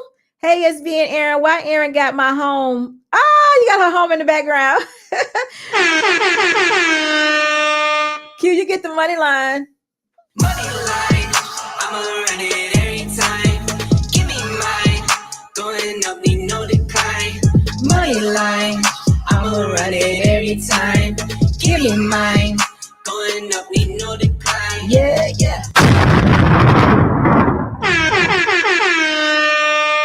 So Aaron, looks like they all are busy or just staying away tonight. But anyway, I want to get back to it because polygamy. Busy. Huh? They ain't busy. They don't want to smoke. They don't want to smoke. They know there ain't no smoke going on over here. Look, the way they go on over there, you got to put the siren and the sign on them. They know we're not doing that. It's not for me though. What it is they know I'm always willing to have the conversation. I'm always willing to hear their perspective, right? But what happens is they intentionally say they say I'm provocative, right? And I don't necessarily think I am, right? But they are, and they say things to try to trigger other panelists, and of course the panelists gonna respond. Let's play this game. And so that's all it is. They like to play that game. You're not provocative. You are opinionated, and you have a very good opinion. Actually, you say things that people think, but they would never say. You know, I don't feel comfortable saying those things because I have to see. Normally, as a moderator or as a host, you have to remain neutral. You can't just be saying stuff because then you provoke people, like probably what you've done to Cherrell. But Cherrell would never get upset with you, and Venus, they would never get upset with you. They're just gonna argue or beat up the point that you make. They get mad at everybody else. Exactly. They don't get mad at me. They get mad at everybody. For agreeing with you. That is super crazy. But anyway, let's go back to the polygamy part. Like the sex thing. What do you think about? Did you hear what I said about the sex thing? I think the sex is so deep. It's deeper than what men actually make it for a woman. I think that's why we clue in on men having infidelity. I think that's why it's such a high thing on our list, is because it is a very emotional thing for a woman, for a man to have an affair. It's a very emotional thing to have sex, period. And, you know, it's like we don't have control. We're out of control at that point. And I thought you loved me. And that's an expression for women of love. And if you telling me you love me out of your mouth and you taking care of me and you're doing all these things, but then you're sharing one of your love languages, which is I thought it was, with another woman, what am I supposed to think? Yeah, see, now here comes the uncomfortable truth. What men think loyalty is and what women think loyalty is are not aligned. Exactly. We don't view it the same. I will be honest with you. Most women, you ask her, would you do 50 years for a man in jail? The answer is no. We know there are men in prison right now won't snitch on their homie. They doing 50. Mm-hmm. Will we say that women are disloyal? We would say, no, that's not a woman's role to do that. that don't mean she disloyal. It just means loyalty is different for women. Yep. We don't expect no woman to do 50. That men operate that way. The loyalty that men expect from women is not, it's not equivalent to the same thing. We don't, the way you want a man to protect you, he don't expect you to protect him the same way. No. It's not the same. So loyalty is often lost with women because they think a man wanting to sleep with another woman is disloyal, and that's not the case. Now, if he lies to you about it, you feel a betrayal, but that's not being disloyal. It's a difference. But Aaron, it doesn't matter. I'm your woman, and you know me, and you love me, and you took the time to learn me. So that still doesn't excuse it. No, I'm not making excuses. No, I'm not saying you are. No, Yeah. not us at all. I'm saying to you, if you know, because it seems like we know now that infidelity is one of those deal breakers. It's very high up on the list of disloyalty to a woman, whether it's the same for the man or not. He already knows this. It's not a deal breaker. It's only a deal breaker if women are in advantageous positions. For example. No, I'm agreeing with you. I know they don't leave, but they always get mad about it. No, they will leave if it's advantageous for them. So let me give you an example. If a woman makes substantially more money than her husband and they don't have a prenup, she's more inclined to understand, I might need to figure this out. But if the opposites are around and she might feel that way, and boy, she gonna make a substantial amount of money to leave and she can always get another man. Yeah, they're more inclined to do these things. But let's just take marriage out of it, because I do think marriage is different and people are more willing to try it. They do it all the time for their boyfriends. Yeah. They go and fight Keisha across the street. Exactly. You know, he was my man and you was going to be with him. It's the man's fault. Why are you talking to Keisha? Right. Oh, because she knew. So what? It's still on him to not do it. See, I agree.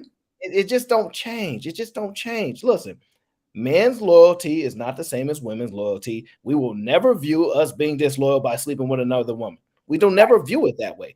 Right. We just know that we have to try everything in our power to make sure that we don't fall weak to the temptations of other women that always lie there with us. Now, women are on record to say, when I'm in a relationship with a man, I don't even think about other men. Y'all on record saying that kind of stuff. Now, we not. But you know what, though? Even in that, I almost think you're single till you're married. So I don't even know, you know, I'm kind of... I've been hearing that, and I think that's a principle thing, and you have principles, so I'll accept that from you. But most of these women are not going to do like Lolo Jones, and they're going to sit here and say it's men's fault. Your Q always snitching. They're going to say it's men's fault why they sleep, why they having sex. They're going to say that my body, my choice, but it's men's fault that I'm having sex. And I say men's, MENZ, to mess around. It's men's fault, you know. They made me do this. It's not men's fault. What am I capping about? What did I cap about? That you're single till you get married? No, they're not talking about that. They talking about the polygyny. They want to make sure that we stand for. And listen, polygyny, you already know. I think based upon what we're experiencing in the United States of America, a lot of these women are already somewhat practicing polygyny. I'm not even talking about polygamy, because women have an option in polygamy. I'm talking polygyny where they just sharing men and they know they don't want another man. They know that. So I understand that y'all don't like when I say it out loud. And some of y'all even say this, well, as long as I don't know about it, I mean, I don't ever want to hear about it. I don't want no wisdoms of it. If I don't know, no harm, no foul. It's a lot of this. Lala Anthony should have stayed with Carmelo Anthony. She should have stayed. Listen, Mr. C talking about Team Aaron. Mr. C, you done lost your mind, ain't you? What's wrong with you? What up, Mr. C? But listen, I'm talking about, see, I always come from a marriage point of view, and you are exactly right. Women are sharing men and have been sharing men for a very long time, and they won't leave them alone. It'll take them all the way to the courthouse and to the jailhouse. They still will do it. So I'm agreeing with you with that. And, you know, I think it's the deception of it, though. I think when men or women, whoever, deceives the other one by telling them that they are being monogamy, I actually think that's the problem. I don't think it's the actual having the sex. I think his deception is an issue too. I heavily agree with that, but I do think, as much as they say men are bad communicators, right? I somewhat can agree to that. I think it's because not only is it men's job to cultivate an environment where women feel comfortable to be honest and tell the truth. Yes, it is. Needs to make sure she cultivates a relationship with that man where he feels comfortable to be honest with her, and they often don't want to do that. Well, And don't you so think one begets another though? Don't the men, wouldn't the men be first? yeah, but most of the time, men cultivate that. That's why we got to hear all these damn stories about what happened at work when you got home. I want to beat up. What's the name? Like we do tend to have y'all do tell us everything typically, right? Y'all But that's don't not cultivating, just sitting up there listening. no, like don't. That's what you get a lot of times. But listen, I always say this: the woman has to adjust to the man. So whatever he's presenting, if he's presenting a relationship to a woman that makes her feel comfortable to share everything, and if it's just him sitting up there saying nothing, that could be the way it looks. But that is not communication. That is just him like wonk wonk wonk. He's really not paying attention. He's really not. But they're asking for something more. Yeah. Like grandfathers, great grandfather, they were not master communicators. They worked 16 hours a day. They was not really. They came for the discipline. You see them every once a week or something. They might like the way they want men involved in their children's life now is at an astronomical, way different amount. Like it's insane. Right. I want you home every night to be here with me and the kids.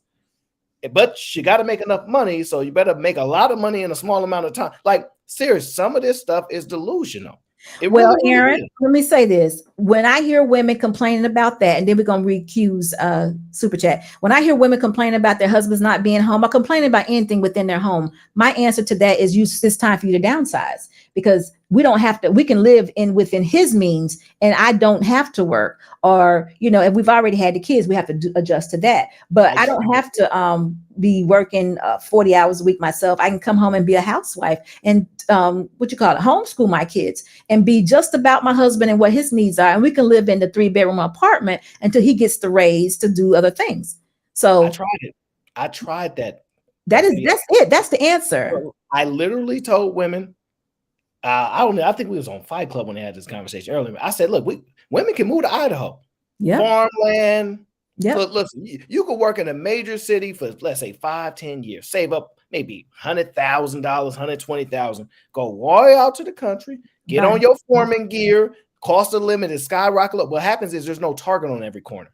There's no Walmart on every radius. There's no big major city for you to have that comfort and they don't want to downsize lifestyle. They want a man that can operate at the highest levels and give you a lifestyle in a major city. Well, we want women, if that is what you want, then you cannot complain. This is a part about being married. You can't complain. You can't have everything. There's no such thing. Your goal is not happiness. Remember, I said that you have to be satisfied, though, but it's not about you anymore. Remember, women serve a purpose that is bigger than just themselves. Let's read this. Q, thank you so much for your $9.99 super chat. She says, Aaron, change your background to the desert. You don't belong on the beach. Poly relationships benefits the men more. That's why y'all like it more. Okay, there we go. Go ahead and play the money line song, and I'm gonna answer this because let's talk about it, Aaron. Why would she say it benefits the men more? Wait a minute, hold on. Take sex out of it. Take sex out of it. Take sex out of it. I'll tell you, but you gotta play the money line song first. Okay, let's go ahead and do the money line. They're gonna get mad at me. Don't get mad. All right. Money line. I'ma run it every time. Give me mine. Going up, need no decline. Yeah. Now let me be very serious, right? Okay. So, see, here's the point right here, right? It benefit men more. So what do you want? An equal benefit? See, everything what women do now is competitive. Well, if you can do it, I can do it too. It's all about if the man has this, I should have this too. If you drive a Mercedes, I should be able to get a Mercedes. Everything is about having an equivalent outcome because they want equal. And that's part of why are you trying to get equal with what the man get? You should be able to pick, if this is what the man want, do you agree to that? And if this is what you want, do you agree with that? Most people don't want the same things. Listen, I don't have any kids yet, but I know I'm gonna get socks one day. I know Father's Day gonna come around and socks gonna be there. We understand that, right? That don't necessarily happen for mom. Okay, that card is something else, and we going out to dinner. Like it's a different experience mothers get, and we know that. We're not advocating for equal. Look at the money that's spent on Mother's Day because this stuff is tracked. Look at the money that's spent on Father's Day. Do we say, man, that should be equal right there? The answer is no. not going to happen. Even if you extrapolate the data for saying, oh, well, it ain't as much fathers as it is mothers in home. Well, extrapolate the data for the fathers that are there and do the percentages, and you're going to realize it's just the same thing. I'm sorry. It's not about it benefits men more, right? It's about, and first of all, you should be wanting to maximize the man that you're with. Whatever is in his best interest, directly is going to correlate and benefit to you. That's just generally how it works. So I'm sorry to say, Q, I know that you think that men just want to sleep with a bunch of women, but regardless of the case, if you think men are like that, then you had to accept it then. I don't think that's the case. I think generally men tend to have a desire for more than one woman. Can some mask it? Yes. Can some push it off, hide it until they get to a certain age where what's that, testosterone start dropping at precipitous rates? Yes, you can get to that point. That's why women say, I want a man that's ready to settle down. They mean he ain't running these streets no more and really run. That's why they say they're willing to wait till then. But that's fine. But should a man succumb to all his desires? No. I mean, it's about the same as a woman wanting equal. A man shouldn't. I mean, why would a man have to succumb to all his desires, even if he desires three women or whatever? That's what separates us. Exactly. So I understand that, but here's the point. I'm gonna give you an example. Every time we hear, hey, look, every man don't deserve, no fun in the bedroom. Every man don't deserve that. He got to earn it. That's what they say. Every man don't deserve that. He should have to earn that, right? That's what they say, right? A man can't afford kids should not be having kids. They don't say a woman that can't afford kids should not be having kids. They put the responsibility on the man. Totally understandable, right? No. But for some reason, some way, no, but I'm saying I understand why they say that, right? Yeah. Some reason, some way, they give this false belief that every woman gets the same equal opportunity to get some of the best men. I tell women, y'all gonna lose. Take the man at the bottom on y'all level. The answer is they don't want that because the perception of social media has made it so bad that they can get an attention from somebody that's not even physically in front of them. And science says they get similar reactions from this dopamine and things like that. It's very similar. It feels like this is real attention and it feels good, even though there's no actual men next to me. Think about how lonely women actually are if they're on social media at this high rate. Where's the man at?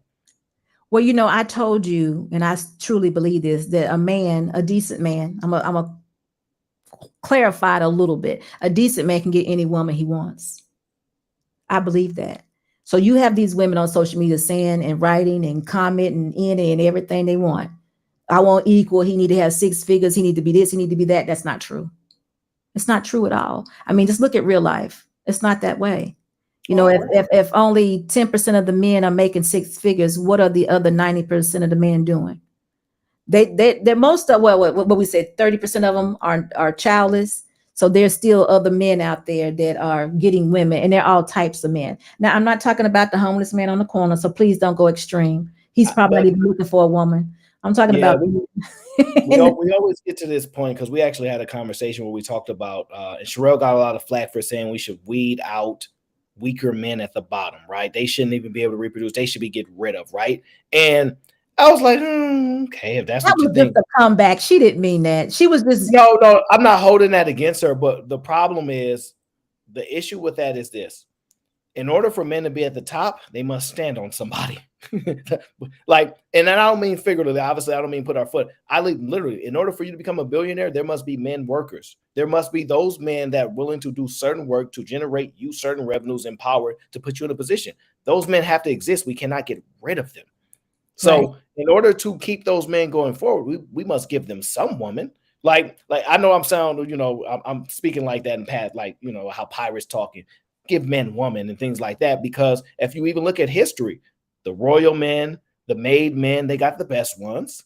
And the ones that was under them, go ahead and take this one. She's just for you. You had to give them something so they don't want to have to stab you in the back. Just like the billionaires, right? Even though y'all can't afford to buy homes, they'll let you rent them. Like they don't just say you can't stay in them, you can't even do nothing. We'll just buy them and just let them sit. They don't do that, right? They have to give you something to continue to push you forward. And that's the one aspect we didn't really cover. We have to have those type of men around, and those type of men need certain type of women. People just don't like. But I just think that's a real thing. I think they're the equivalent. I think that there's a man out there for a woman if he wants one. But our men, see, I agree with you. But here's the thing. We're put in a world where most people are being told you can get whatever you want in this world, right? And to a certain degree, you can, but there comes a limit to where you should know that you're not capable of doing certain things, which would get you anything you want. So you can only get what you're capable of getting, right? We call that reality. Give me an example of for example, right? If something requires you to be a millionaire, if every woman you're around in the state that you're in, every woman says you need to be a millionaire to talk to me, right? Oh, okay, I got you. I understand now. That's delusion. You know, that's not a real thing, though, Aaron. But the restriction is, unless he moves to another state, those women have a requirement for that to be the case, right? He has to live up to that performance or move location and go somewhere where the requirements are not that high. So even though he would like those women, he has to come to reality and go, that's off limit. I'm not capable of becoming a millionaire for whatever reason. And I have to work with what I can work with because that is millionaire status only. And I'm not saying that that's an actuality that women require you to be a millionaire. I'm saying there is a limit. If you don't operate here, the restriction is this. So if a yacht costs 100 million, you don't have 100 million, you don't get the yacht. And so we like to think, man, I really want that yacht though, but then I'll take the $50,000 Honda. Like, we have to understand that. But are you happy with your $50,000 Honda? Nobody cares about your happiness. This is an unreal situation. Most people don't even rub shoulders with millionaires. Men can have who they want. I really believe that. Now, I'm saying it's your equivalent. It's just there's an authentic. It should be organic and authentic when there's an attraction to a woman or a man. It is not about checking boxes. That's why we're getting it. So No. I agree with that. Okay. That's why it's so wrong. That's why let me use a more simplified thing, right? So let's look at it like this, right? If women are attracted to guys that are 6'5", that's just what they're attracted to, right? Exactly. You cannot overcome not being 6'5". If you're 5'4", like, okay, give you an example. Q's not taking a man that's shorter than her. She willing to go to the grave for that. She's like, Q is 5'9". So you think that Q will be alone if she had to be married to a lovely man that's 5'9"? Shorter. What's shorter? But see, this is where I differ, because I don't think a man shorter than 5'9" would actually approach Q. But that's not the point. So let's not. I understand your point. No, I understand your point. Because I'm saying your equivalents attract your equivalents. You know who you attract your equivalents. You know, it may not be somebody that's 5'8" or 5'5" or whatever. No. There are short men that have shot at Q and she just laughing. She know that. I'm telling you, I talk to her all the time. She's not gonna do it. There are short men that they have shot. What are you saying? And I'm not telling you. You know what though? I still totally don't believe that. I don't know what we're talking about short, but I just think that Q would date a short man. I think Q would marry a short man if it was the right short man. See, we can't do this right short man and all this stuff because everything if it's the right one, right? Forget that, okay, right? You make things right. Like, you attract. I don't believe in soulmates. Aaron, I'm trying to tell you something. My husband is none of the men that I've dated. I didn't have a list per se, like men. He's not shorter than you. No, he's not. So he's much taller than me. My husband. I know he is. But I'm just telling you, he didn't fit my mold, but I was still attracted to him. You know what I'm trying to say? But listen, Brittany B, thank you so much for your $50 super chat. Aaron is the man. Yeah, he is. Let's give you the money line.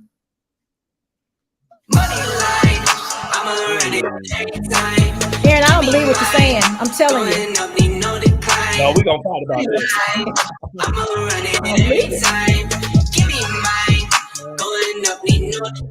Yeah. I'm sorry. She will tell you that's why she's quiet in his chat. She's not messing with nobody shorter than her. Listen, that may be her stance today. And it may she willing to die about this. She's willing to die about it. She's not going to die alone like this. She is not going to die alone because a man is short that likes her, that she finds attractive. She's not. She's going to go for that man. It may not be her stance today because maybe she hasn't come into the reality that it's more to life than that, or that is not what's important. I'm trying to look. As long as we tell her this, she's going to say no. But I'm just going to leave it right there. I'm just telling you that is just not how it works. She is not going to die alone because a man, the right man, No, right height, will come to her. Not, I don't she's believe willing to die if she can't get a man as tall as she desires. I'm not saying she's gonna die alone. She's gonna get a man eventually. But I'm saying she gonna die if she ain't getting a man that's I don't know. taller. You're right, because I wouldn't dare be alone because I couldn't get a man. I mean, look, Q is good people. She gonna get a man. I'm not worried about that. Especially if he was a good looking man. If he's shorter than her, it ain't happening. Like we have these battles all the time. Meriwether. What if Meriwether came and was like swept Q off her feet? You telling me she wouldn't go with him?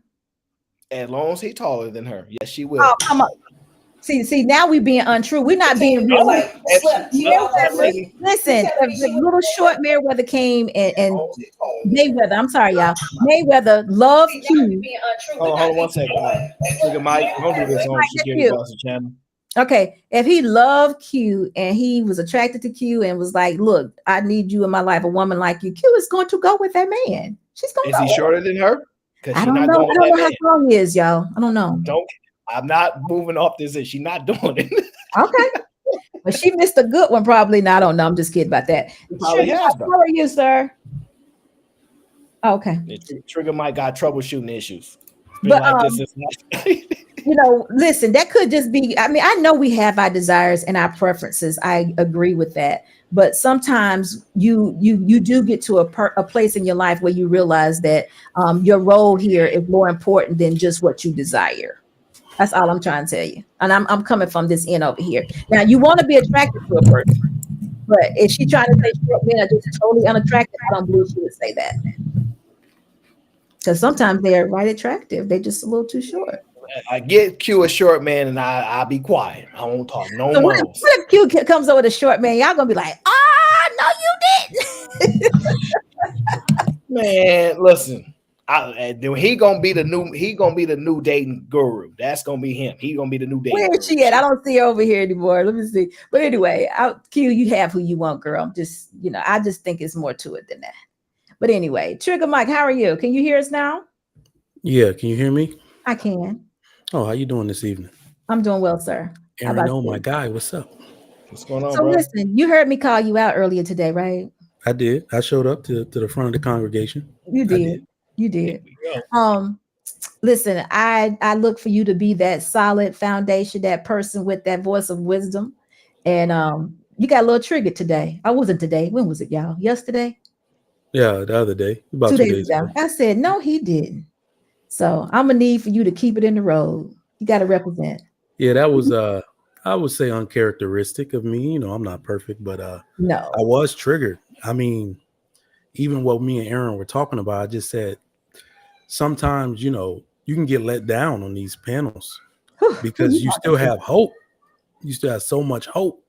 Then you hear so much ignorance, and it's like it's so ignorant. Like, it's one thing to be misguided. That's usually what we're seeing on these panels, and we're all guilty of it at times. But the willful ignorance, it gets me. I couldn't deal with it at that level. So yeah, it was a bit uncharacteristic. I agree with you, but I'm just kidding with you for one. But I was like, whoa. So I knew it was out of sort for you, but I'm just telling you, you represent, we follow you, I watch you. You always are the voice, the reason you got to continue to be that in these spaces because they do get out of control, to the point I can't even visit anymore. So, and it destroys my ad. It destroyed my AdSense, everything. Boy, they don't want to put no ads on my videos. They're like, look, what did they say on your video? Follow that. Yeah. Oh, Lord. So I'm like, look, Trigger Mike can do it. Things they hear from men or they will accept from men, they will not accept from a woman. So keep that in mind and continue to do what you're doing. Thank you, ma'am. Yeah, definitely. But anyway, Aaron, let's talk about this polygamy a little bit. I agree with you. I do think that this is the relationship. This is the direction it's going. especially if the men are, you know, the amount of men that we have, black available men, is very much declining, almost going to be extinct by the end of 2030, the number of black men versus women. So women are going to be sharing. They are knowingly sharing. They already are. Yeah, but I said knowingly. No, I know. They know too, though. But you're saying it's going to be more of a. I don't know, because I think the selfishness of women. I don't like their egos are huge. Me and Chicky talk about this all the time. I don't know how many years it's going to be before they really just say it. Yes, I'm gonna just deal with. Because I'm gonna tell you what, men, and unless women like a different type of man, and I mean a vastly different type of man, not a man like Trigger Mike, I mean a vastly different type of man, to where they can kind of somewhat have leadership over this man and still be attracted to him, because they're going to want to try this as well, right? Because polygamy is open for both to play this role. And we're not talking polygyny, we talking polygamy. So women are going to want to try to play this as well. I don't know if they're able to lead in these roles. I've seen some cases where women are like, I got multiple men and they don't know about each other, but at a high rate, because women are going to want to compete. When men can do it, I can do it too. That's not going away, right? Every chance I hear women say they want everything a man can do except for the providing and paying for stuff and all that good stuff. That part, y'all, you men can keep doing it. That's what make y'all men. We like that. Everything else, we gonna need the equal opportunity on, right? And so they that's what they, as long as they ain't got to pay, as long as they ain't got to protect and all these other things, that's strictly for the man. We don't want no opportunity to get that option. So listen, I saw a woman, I can't remember. I think she was on Mr. Let Go's channel or somewhere, but she that what's the guy's name? I can't call his name, but she had 3 husbands and a wife. What is she called? Goddamn, security boss. I'm in California. I can't say nothing. I don't know. They might listen. You know, did y'all see that lady? She had 3 husbands and a wife, and they all were on there. Is they in Utah? She was on Saint and the Sinner. She was on Saints and the Sinner show. Saints and Sinners. Y'all seen him? She has 3 husbands and she has 1 wife. And she was the I don't know what you call her, but what would that be? Would that be? There are, hold on, I see T talking about there are men that will let you have another husband. There are men like that. 3. Yeah. But the question is, are you attracted to that type of men? And this is the problem. They typically are not attracted to those type of men. But there are men that will let you do it. But do you want those men? And that's where the question comes into. So what kind of man is this that would allow his wife to be attracted to another man? I mean, what would make him different from any other man? Well, in that case, it would be somewhat similar to the men that exist now that frequent OnlyFans a lot. Because I think they said something in the chat. I'm not going to repeat that word. There are a good amount of men. It's just they are not the leaders. So it's usually a man in which a woman is leading him, which does happen, but it's typically a turnoff for women, right? Maybe that is what the change will be, and women will say, you know, because I kind of teach people this, right? The reason why the issues that exist is why men are better leaders is because chaos, right? Women are better for structured environments, i.e., that's why they're teachers. That's why they're in middle management, because this is the way things are supposed to go. There's structure there, right? Men that operate in chaos. That's why women go, damn, you ain't gonna cry nothing. Just 16 of your homies just got murdered and you ain't gonna do nothing about it. Just gonna sit there and just like, and they could be dying inside, but the stoicness is what attracts women, because it's like chaos is happening all around. And you can look into that man and go, I'm freaking out, but you not gonna. Women don't operate best in chaos. Right. That's why they don't tend to fit the best. That's why they keep saying, I want a man that's going to give me consistency, and I want structure, and I want that leadership, because chaos is not where they do best. Because when the mortgage is due and they ain't got the money, they trying their best to hold on. I support you. We'll make it through. But as they get closer to sending that 15th notice, yeah, we coming for your house in 2 weeks. Where our kids going to sleep at?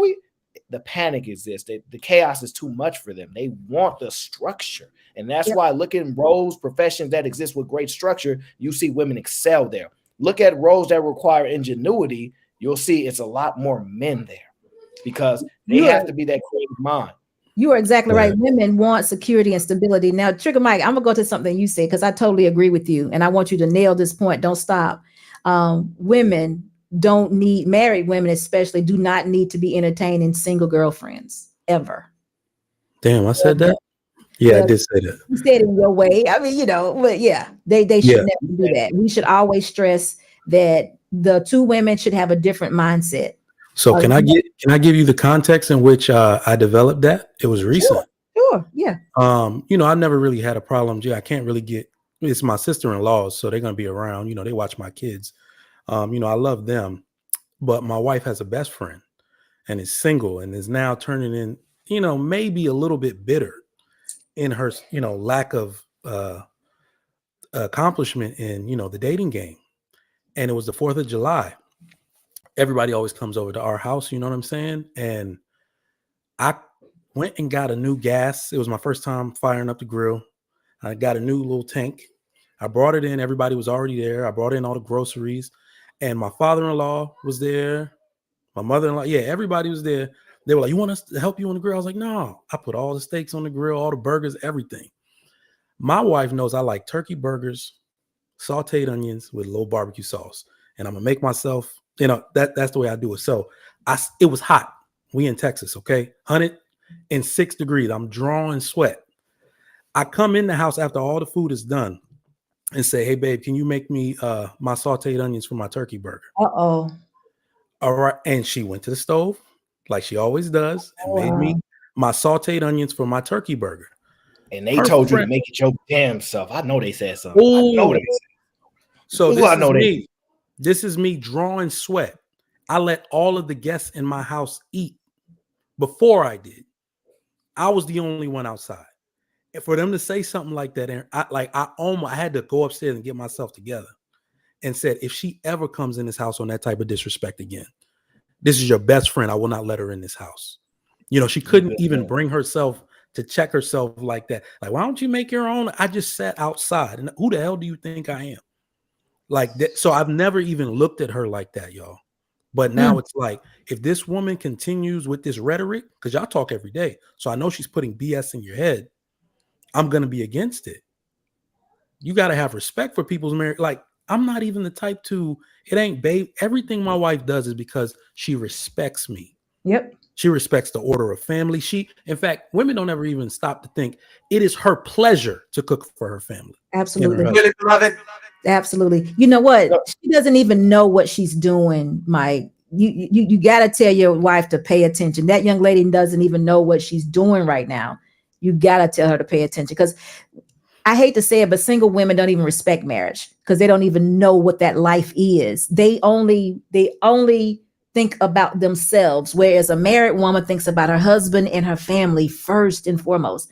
So there is definitely a big conflict there. You gotta nip that one. But before we get started, I'm sorry. I think real quick, Aaron. Oh, go ahead, and you can read it. I'll be. Oh, okay. Yeah. Shout out to JT Coin Rings 199 super chat. Hello all. Good to see you, brother. Good to see you. I was just gonna say, I think a lot of women actually naturally are like that. Even if they're unmarried, it's after the heartbreak comes, they go, well, man, I ain't gonna get a husband anyway because I don't even trust man. And if I'm single still, and my friend got a husband, I'm still gonna bring that attitude like, well, you don't really need a husband because I ain't got one and I'm doing just fine. They can't get out of that mentality because women see other women as themselves in a lot of ways. Like, no matter what, I'm like, Tricker Mike, that's the homie. I respect him and everything, but I don't want to be Tricker Mike. I don't, right? He don't want to be me. No matter if I had 100, I don't want to be Jeff Bezos. I'll take his money, but that's about it, right? We don't want that. You know what women do on social media? They put the lovey faces all over. What's her name? Jada Waiter. I can't even say her name right. Whatever. That's Lil Baby's baby mama, right? They put the happy face. She got like, and they want. If I could be her. They actually look at women like this. Like, I would do anything to have a life like hers and be like her. She's amazing. Men don't look at other men that way. Okay, so listen, we got a major problem. That's a major problem that our women are insecure, and I think that was the word that Mike used.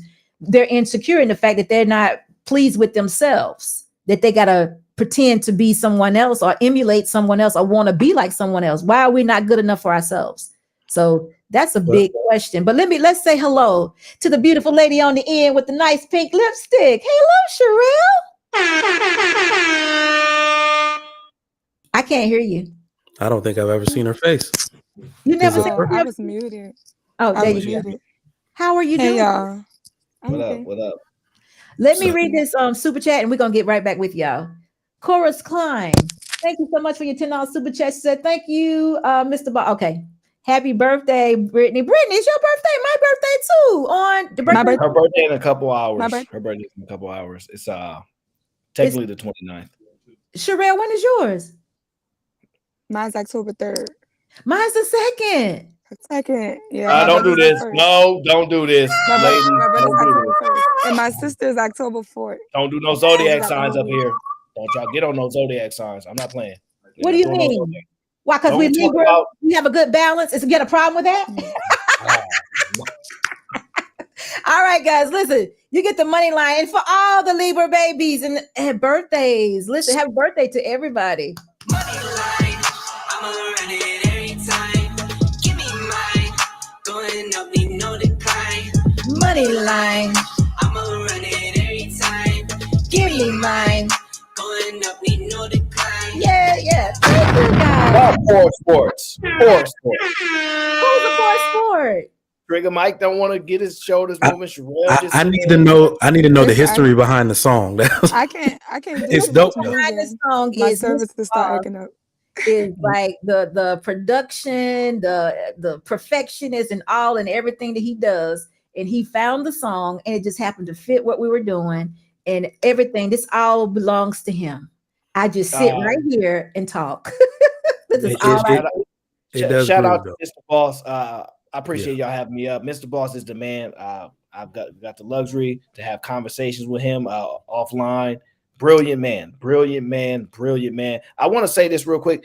Can y'all hit the like button? Please hit the like button, please. Hit that like button. Sometimes I be just into talking. I forget that I'm hosting because I never say things like that. I be forgetting. Y'all hit the like, give me a thumbs up. I don't do it either when I'm streaming. I can't do it either. We got so much stuff. Exactly. So listen, Trigger Mike, listen, I think I owe you a little bit of a background, if just in case you didn't know, it's your first time here. Mr. Boss is my husband, and he and I do this together. If this camera is on, he turned it on. I sit here and he controls everything. So all the ad-libs, background noise, music, whatever, he does it. Dearly beloved. There he goes. So he's a part of the show. He is my partner, my husband. I shouldn't say partner, right? Let me find another word. No, that's fine. He's my man. But and he's here with me, so he's there listening. He's my covering, he's my protector. So I mean, this is why I always dominoes. If you was playing dominoes, you'd be like, "That's my partner." So it's cool. It's just context, you know. So listen, I'm going over to Miss Cherrell. Cherrell, thank you for coming up tonight, dear. I see y'all up here mischaracterizing me. Okay, we're straight. What? No, you're not about to do that. Every time you come up here, you come to nobody ain't mischaracterize you. Aaron, it's favorite thing to do. Mm-hmm. Okay, so you got to straighten us out. How did we mischaracterize you? Because remember, I saw you, I heard you. You was out there, you was going. Hey, I even watched it back to make sure I didn't mischaracterize you. I watched it back. But I think you had a very good point, Cherrell. So if you can slow it down to tonight and have a conversation about your point, I want to hear it. Okay, so this is my point. So when you want to talk about humans and what do we really want, you can study the youngest humans, right? So when we're kids, we're still humans, but we don't have a lot of knowledge. We're not really to the point where we understand life. Kids do what they want, right? If you've ever seen a kid, they'll jump inside an oven. They'll touch a hot stove. They'll jump out a window if you let them, right? So my genuine concept of humans is we are happy doing what we want to do. Now, I'm not saying that we should base life off happiness, and this is why we have somebody that's leading us, right? So children have parents so that they can direct them, right? Women have husbands so that they can direct them. And then, of course, there's checks and balances. You know, we have the government, we have everybody. There's some type of check and balance, and then God at the top, right? So that's the reason. But we all want to do what we want. That was my thing. So what makes it now is just that it's socially acceptable for women to do what they want to do. So it's not a lot of parameters. It's not a lot of checks and balances now. So they have the freedom. But I think honestly, people are doing what they want to do. So you should, if you can find a woman that doesn't have her ass out, then that's because she don't want to have her ass out. So if you find a woman with her ass out, you got to understand that it's because what? Because she wants her ass out. Like, I just feel like I'm not putting everything on somebody else. I think everybody is doing what they want to do. You got to hold yourself accountable, because I can't hold the rest of y'all accountable. You have autonomy over yourself. So I'm not going to be too busy complaining about people doing the wrong stuff and not having positive outcomes, because I'm automatically knowing this is what you want to do. I'm doing what I want to do. If I want better outcomes, I have to change what I'm doing. But just to say, oh, they're just so unhappy. No, this is what they want to do. This is what they're cultured to do. This is what they've grown up in. This is what they've seen. So they don't know anything else. You know what I'm saying? If what you don't know, you would never yearn for. If I've never seen marriage for the last 10 generations in my family, nobody's ever got married. We've all lived happy lives, because happy is subjective. What makes you happy doesn't make me happy. Right. We all have different foods. We all have different music. We all, you know what I'm saying? We all have a different favorite color. Pink may excite me, may not excite y'all. So that's just what's going to get my serotonin going. So but that's if we ask, I'm sorry, sis, you know, when you say things, it gets me thinking. If I'm gonna just be honest with people, ask me what makes me happy, it ain't gonna be a long list. It's gonna be a very short thing, right? Because I don't focus a lot on happiness, right? And I would say, if I ask most people, men or women, makes who happier, the list for women would be insanely long. And because I know men, like for myself, I understand I have to sacrifice and do certain things I do not want to do at all. But well, go ahead. Let me make you understand. Cherrell, before you say something, let me say this to you. You're saying two different things, because on one, this is what I heard. Y'all can help me. On one end, you're saying this is all I know and this is what I'm doing. And you're saying this is all I know. And then on the other side, you're saying this is what I want to do. For me, that's two separate things, because I feel that right and wrong is innately put in us. And when I'm doing something wrong, whether I want to do it, whether it's my desire to do it or not, if I'm doing it and it's wrong, I still know that it's wrong. No. Right. But this is the thing. The right and the wrong is going to always be subjective. Okay. So you're a Christian. You have a certain thing. You believe that Jesus died for your sins, right? Well, that's after the fact. Right. That has to do with the right and the wrong. Right. What I'm saying. But that's the right thing for you to believe as a Christian, right? That is the wrong. I don't believe that. I think that came straight from my creator. I think the creator, that's why he made the stove hot. I touched it. Like you said, the child doesn't know. So he touches it. Now it's hot. He won't do that again, because now he knows it's hot. He gained knowledge of it. He never has to follow that again. So when a woman wants to do something and she chooses to do something, that's one thing. But then you say on the other side, this is all she knows. No, I'm not saying this is all she knows. I'm saying like in this, because that's what I was trying to break down to Aaron too. Like in this culture, we have a sub thing. It's certain things, just how you can break religions. It's one thing or another. One believes in something, one believes in another. So like, think about it this way. When we get into the conversations with the immigrants and the Black American people, I always say, the reason why immigrants outdo Americans is because they have a different understanding that they have to work for everything that they want. In America, we're socialized to believe that we're safe, and so Americans at a large percentage is lazy, and we're stuck in consumerism, and we want that, but that's who we've been conditioned to be, right? Because this is America, nothing's ever going to go wrong, we're okay. So if a woman knows I can do whatever I want, and there's never going to be consequences behind it, and she's conditioned to understand that, yeah, that's the way she's going to move. Okay, so there was this kid, he wound up getting into a wreck, right? And he deleted somebody in this wreck, but he was a rich kid and he was never really taught the right from wrong. He got away off the charge. He had to do no jail time because his parents had conditioned him that he was so rich and he was so privileged that he didn't need consequences for his actions. It's just a conditioning. At the same time, us doing what we want, but we're also conditioned to understand that we don't have certain consequences for certain things. So are you saying that today's woman is being conditioned not to need a man? Yeah. And Of tell course, me, I just saw a TikTok. It had 2.5 million views on it. Now I'm a grown up, right? Mhm. And I had a daddy, but it says it was a whole thing explaining how children don't need their fathers. Mm. It was a TikTok, and it had 2.6 million views on it. And then I just watched another Wait a TikTok. minute, slow down. Don't say that so fast. Li- Going. Literally, That's a lot. That's a lot. Women love TikTok, by the they way. say, I mean, it be on my Facebook because I don't have TikTok. I thought it was like a kid thing, so I never downloaded it. But you know, No, you got it on it's Facebook. female dominated. It's But female dominated. You're saying there is a TikTok out there with a large influence, because that's all it is. It's influencing. millions of views. That they don't need children, don't need their fathers. Mm-hmm.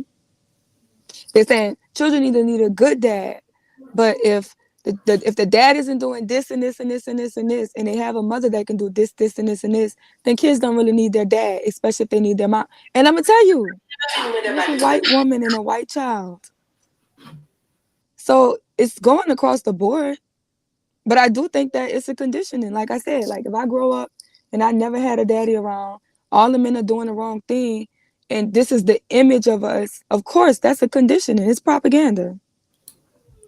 Yeah, Propaganda is real. Brainwashing is real. Okay, so Yeah. Mike, before we say anything, we got to hear that. You have to hear that for what it is. You get what I'm saying? Instead of, I'm not saying you're getting ready to, but I just want you to hear her point or hear what she's saying that they're actually receiving into their spirit. And now, go ahead. Well, yeah, I heard that and I continue to hear it. I mean, other people live here. You see what I'm saying? Other immigrants, other people that were traditionally born here, people that didn't have both parents, immigrants that didn't have both parents. And what it really is pushing it away from themselves so we can make excuses for our behavior. At the end of the day, this is a matter of choice more than it is a matter of conditioning. So when you were talking earlier, Cherrell, you said something about women are doing the things that they want. Well, you got to understand what a woman is. A woman is impressionable. A woman is extremely mercurial. Women are doing what's popular. If that changed tomorrow, that's what women would be doing primarily. You watch Bridgerton and all that stuff. Okay. All the women want to wear dresses and do tea parties. That's what most of the women are going to be doing. Talking about men getting themselves primped up for the summer season so they can get a man. Right now, I hear what you're talking about when it says conditioning, but I feel like that's more of an excuse, because the reason why we know that's BS is because this has actually been going on for 50 years.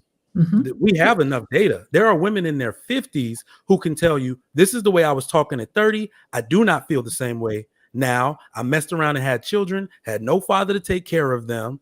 I did not prioritize marriage, and now I'm suffering for it. That's what the single women at 50 are saying. So we know what the 30-somethings are going to say when they reach that age. And another reason why we know that is true is because look at what women keep saying. They're doing what they want, but look at what they complain about. All right. So the other issues they complain about include loneliness, safety, and money.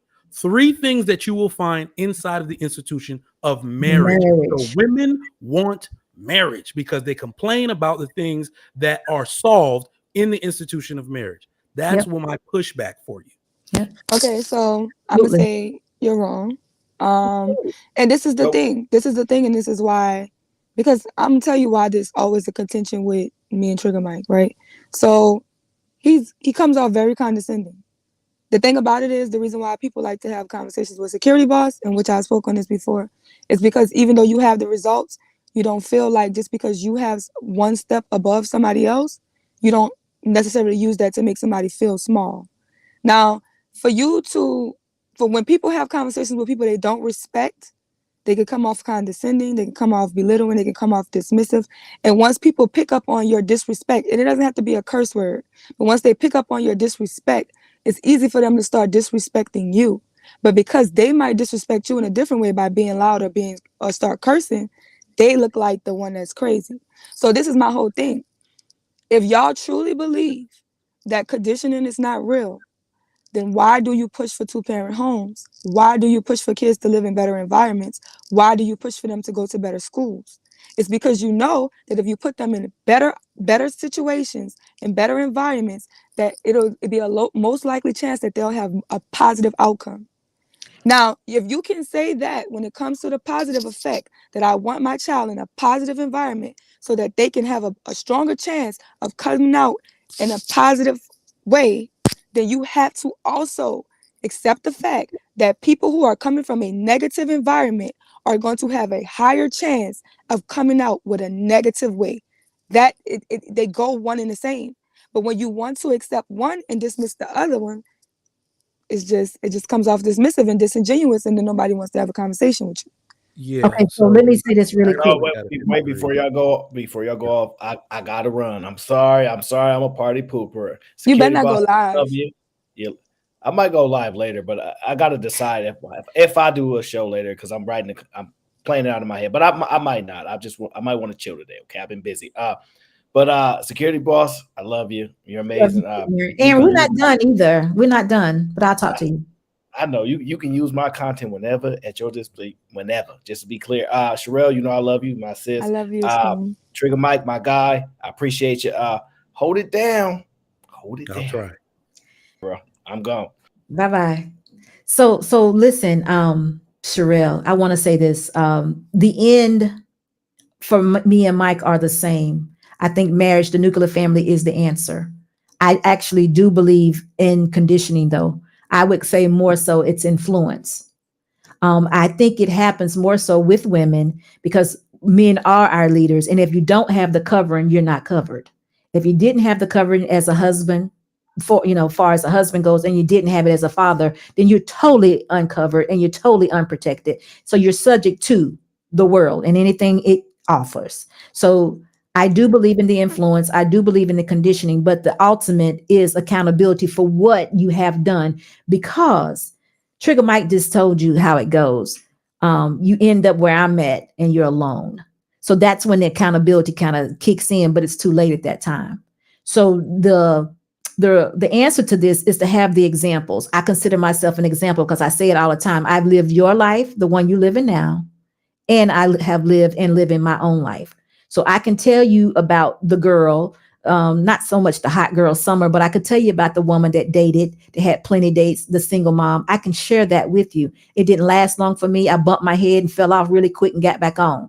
I knew where I was wrong and accounted for that because that wasn't the life I wanted. So, but I can also tell you the life of being covered, protected, being married, and how to win on this side also. And still get what you want. I don't feel like a slave. I don't feel like I'm missing anything.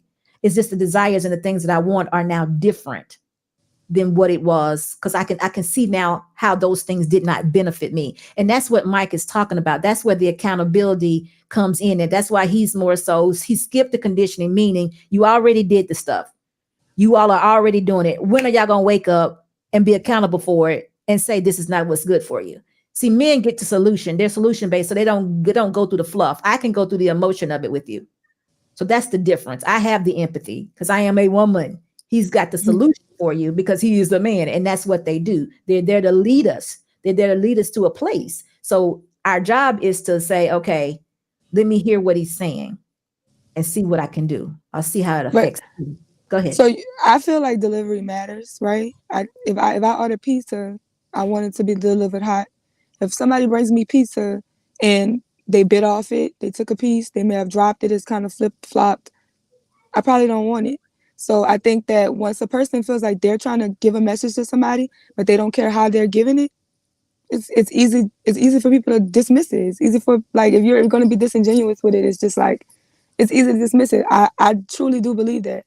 I believe you care about how something is delivered to you. You care about how people talk to you. So let me give you a little it's just like bit on that, just a little bit. So you got to understand that this is not like research. This is like an article from like the 20s or like 1915. I had no idea that men and women did not socialize with each other. A woman did not socialize with men unless there were men in her family, her cousins, her brother, her father, etc. They were in completely separate social circles. Okay, so now, today, in today's age, women do socialize with men, and on platforms such as this, you get in the box, you get in the ring with men. You already know we live in a society where women want to be equal. So if you are indeed equal, don't ask for special circumstances. So it's funny because by calling me condescending, what you just did is ask for a special circumstance, because you will realize, go back and watch it, I did not yell one time. You yelled at me the entire time. So that means you're asking for a concession to be able to do something that I wasn't doing, but then get on your high horse and call me condescending. That's kind of rich. Okay, so before y'all go down that road, we having a conversation and I really thoroughly enjoy it. So let me just intervene for a minute, because I want to say to Cherrell, even in the delivery, whether it's harsh, whether it's loud, whether it's low, or whatever it is, you still have to find the truth in it. You may not receive it today. It may not even get to you today. It may be 4 or 5 days down the road where you can get beyond the delivery of it, or the however it pressed upon you to hear exactly what he's saying. It really doesn't make a difference. But what we got to figure out is, why is that triggering you? And it goes the same thing to Trigger Mike. Trigger Mike, we got to figure out, why is she missing the point? You have to, because see, not all of us miss the point. There's some people out there that can hear exactly what you're saying and be like, oh, I got it. But for some reason, Cherrell is like, you know what? I can't even hear him today. So there is something keeping Cherrell. And Cherrell is a representation of a lot of women, because Cherrell has said to me, and I don't know if she said it to everybody, she wants to be married. She wants this. So it's like, what do I have to do to get past my fears? Because that's all it is, I think. My fears towards men, to get to this point that I don't see men this way, or that I know that I'm going to be okay with a man. She's not right now. She doesn't feel like she's going to be okay with a man. But even if it's things that have to change in her, or things that have to be changed, we still have to get to that point where, what's going on here, because she represents a lot of people. She represents a lot of women, because I'm just going to tell you honestly, I think all women, and I'm going to say all, want to be married. They want that companionship. They want that covering. They want that man. You don't want to be 50 and alone.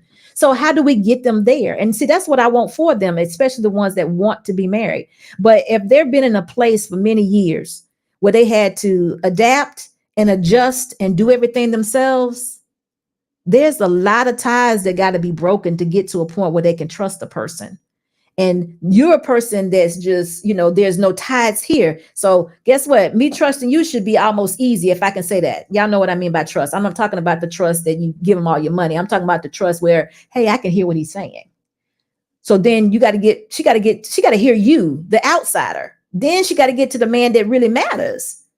So, because you're the teacher. Trigger Mike, you're the teacher. You're the lead in this situation. I know you maybe didn't sign up for it, but you're the lead in this situation. You're the example. You're the man that's married. You're the example. You have plenty of examples to give. You've already given one already today. I don't know if anybody heard you, but I did. About the sister, the best friend. So you're that example. You maybe didn't sign up for it, but you got to use what you got. You're here for that purpose. So, Cherrell, you were getting ready to say something. What was it? Oh, wait a minute. You're muted out. Mute. Oh, hold on for a minute. Mike, were you going to say something? Just give me a second. Mr. Boss stepped away for a moment. Go ahead, Mike. No, I was just saying she's on mute. Oh, okay. Well, I have to wait just 1 second. I think he might have muted her out for you. Huh? Yeah. No, he said you muted yourself, Cherrell. And well, I'll say it while she's waiting. Okay. Someone said in the chat that I think I'm super smart. So I'm an education administrator. And I've noticed that whenever people say, oh, you think you're so smart, they're the ones that think you're smart. So I'll just say thank you. Yeah. That is an accomplishment. Let's do this right here. I'm smart. They both right, but incomplete. Yes, situations affect us now. What are you going to do about it?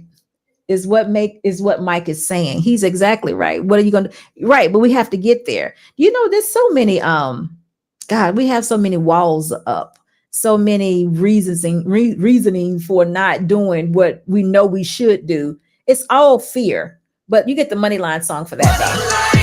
I'ma run it every time. Give me mine. Going up.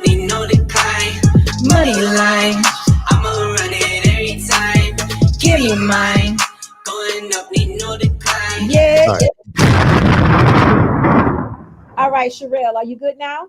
It might have been us. I can't hear you. Mm-mm. Not Unplug coming. your headset and plug it back in. Unplug your headset and plug it back.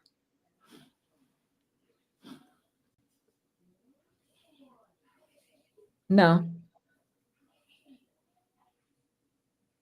I don't know what's going on. They don't like my dancing in the chat. Come Y'all, back. that's the last time I'm doing it for y'all.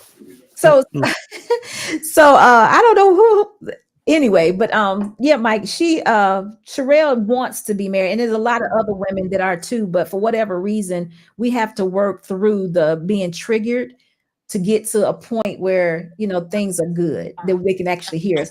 Cherrell, are you okay now? Y'all can hear me now? Yeah. You can hear me? Okay, so this is my thing.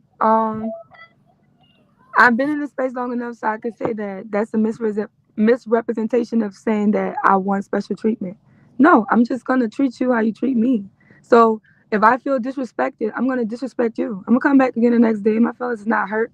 I come from an environment to where I'm used to picking up on people that disrespect you. Now I'm trying to learn how not to disrespect people when I don't have respect for them, right? So I think that's what it is. But I don't think that, I mean, if you condescend somebody, that's disrespect. If they curse you out, that's disrespect. But I mean, I don't want to say that you're just going to pick up a message. First of all, what I was speaking on was that, okay, men will sleep with a bunch of women because they can't marry them all, right? So if it's socially acceptable for a man to be able to be with a bunch of women, he'll be able to legally have a bunch of women, right? So when they said, you don't want those women, and I said, no, they want those women. They still like those women. They just can't marry them all. That's why you might have one man, he might have 6 families, right? Especially the prominent ones. But it's not socially acceptable. He took that as to say, oh, you like it when men nut on your face. Now, one thing I don't talk about, I don't talk underneath people's clothes, and I don't talk about people in a sexual way at all on YouTube. You won't find a clip of me for the last 5 years. Very personal. I'm not really into it.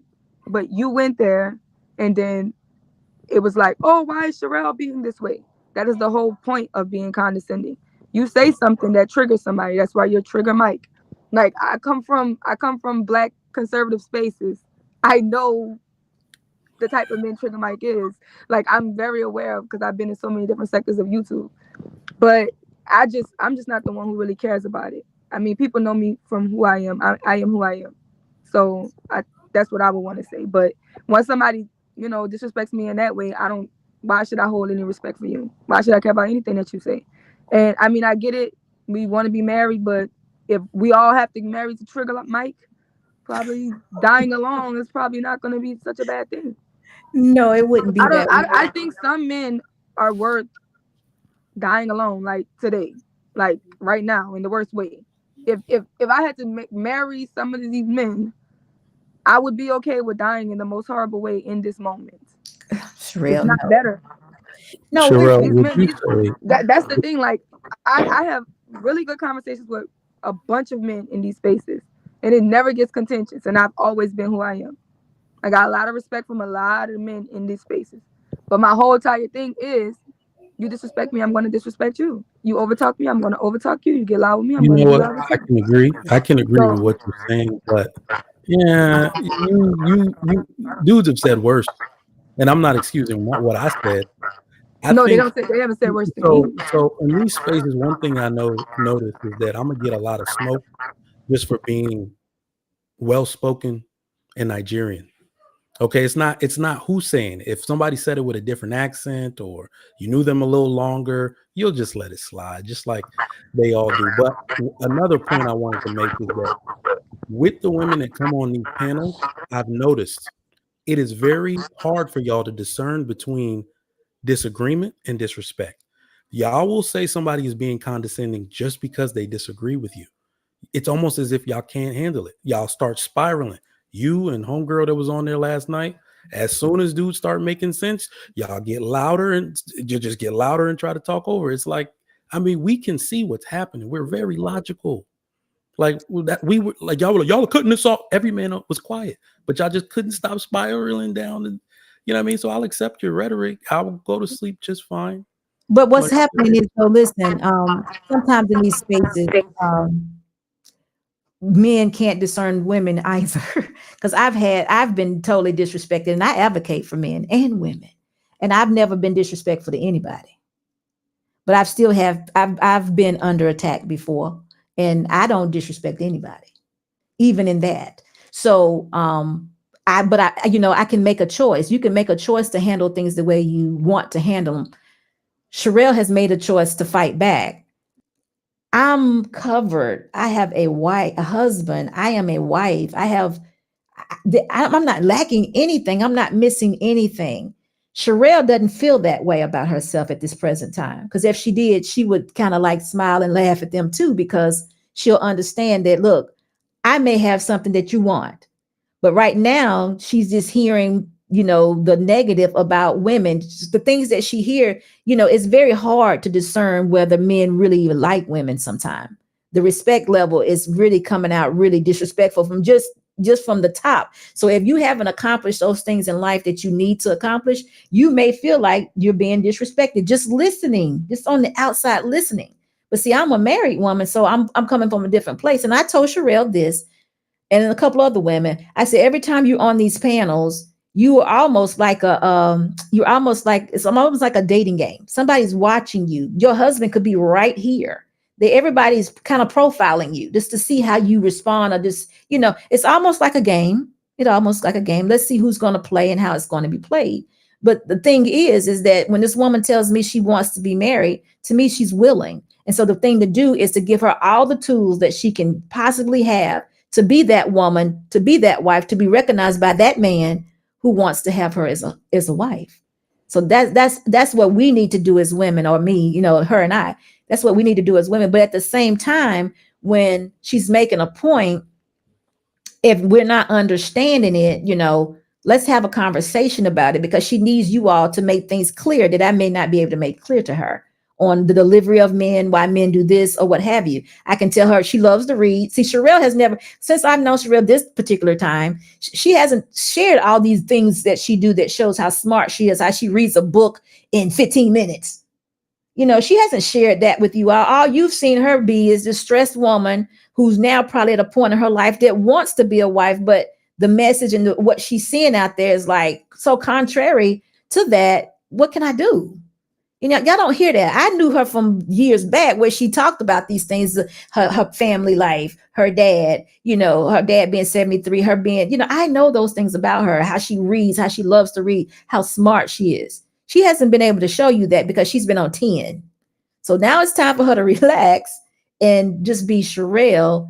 And before we say anything more, we're going to go over here to UNC, because UNC has blessed us with a $499.99 super.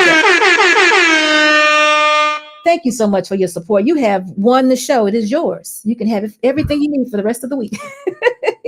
But he or she says negative environments, and this is good. This is very good. Negative environments may generate people with negative mindsets. However, nobody in the world owes these people understanding. These combos help folks recognize they're broken and that their mindset needs change. This is exactly right. This is exactly right.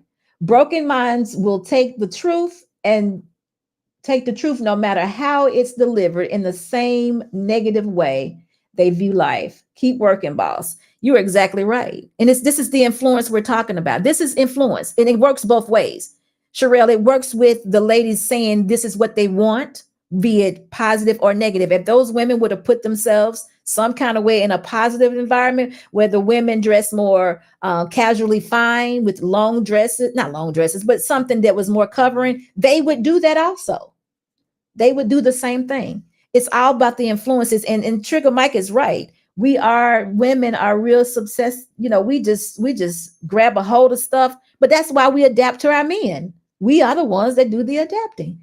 So both of y'all are right. You're saying the same things per se, but from a female's perspective and a male's perspective. But we have to get these women in the right environments.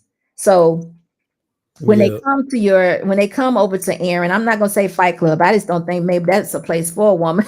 I don't know. That's for fighting. I don't know. Unless they're ready to fight. sacred. Yeah, so I don't know about that. You go there, you're ready for a fight. But when you come over to Aaron's platform and you want to have a conversation, because we're trying to grow, we're trying to be the best versions of ourselves. That's what we should be. It should just look like a conversation, y'all. So anyway, UNC gets the money line song. Money line, I'ma run it every time. Give me mine. Going up, need no decline. Money line. I'ma run it every time. Give me mine. Going up, need no decline. Yeah, yeah. Mr. Ball, I'm gonna send you a clip of a song I did in college. I think it'll rival the money line. I hear you, Mike, but I gotta hear that. I gotta put it, Mr. Boss, he'll tell us. But listen, it has a negative connotation to it. It's called Dealer, but the hook is so fire. All right. We love music. So listen, though, I want to get to a good place because I appreciate you both. This has been a good conversation. This is what I like to have because I feel like we both or everyone here is learning something. But Cherrell, I want you to let me know that. I mean, I said a lot about you. I just read down your biography. I know Trigger Mike didn't know all that stuff. You probably didn't know I knew all that, but I listen and I pay attention. So I try to get to know who the people are because therefore that's how you know how they work, how they operate. But what do you have to say about this? Yeah, I mean, security boss, I'm gonna let you know me because you're security boss. I have different conversations with a bit different people. Mm-hmm. So everybody has a different perspective on me. I'm aware of that. If you see me in Fight Club mode, you probably think, oh my God, I hate Cherrell. And I'm okay with that. You see what I'm saying? Because that's who I am, right? And then if you see me in back chat, Cherrell, you might love me. My thing is like, I know I'm in spaces where some people just have a natural bias against you, right? Mm. I think Black women have a natural bias against Black men. I think Black men have a natural bias against Black women. I think when you have a natural bias against somebody, you don't have a lot of respect for them.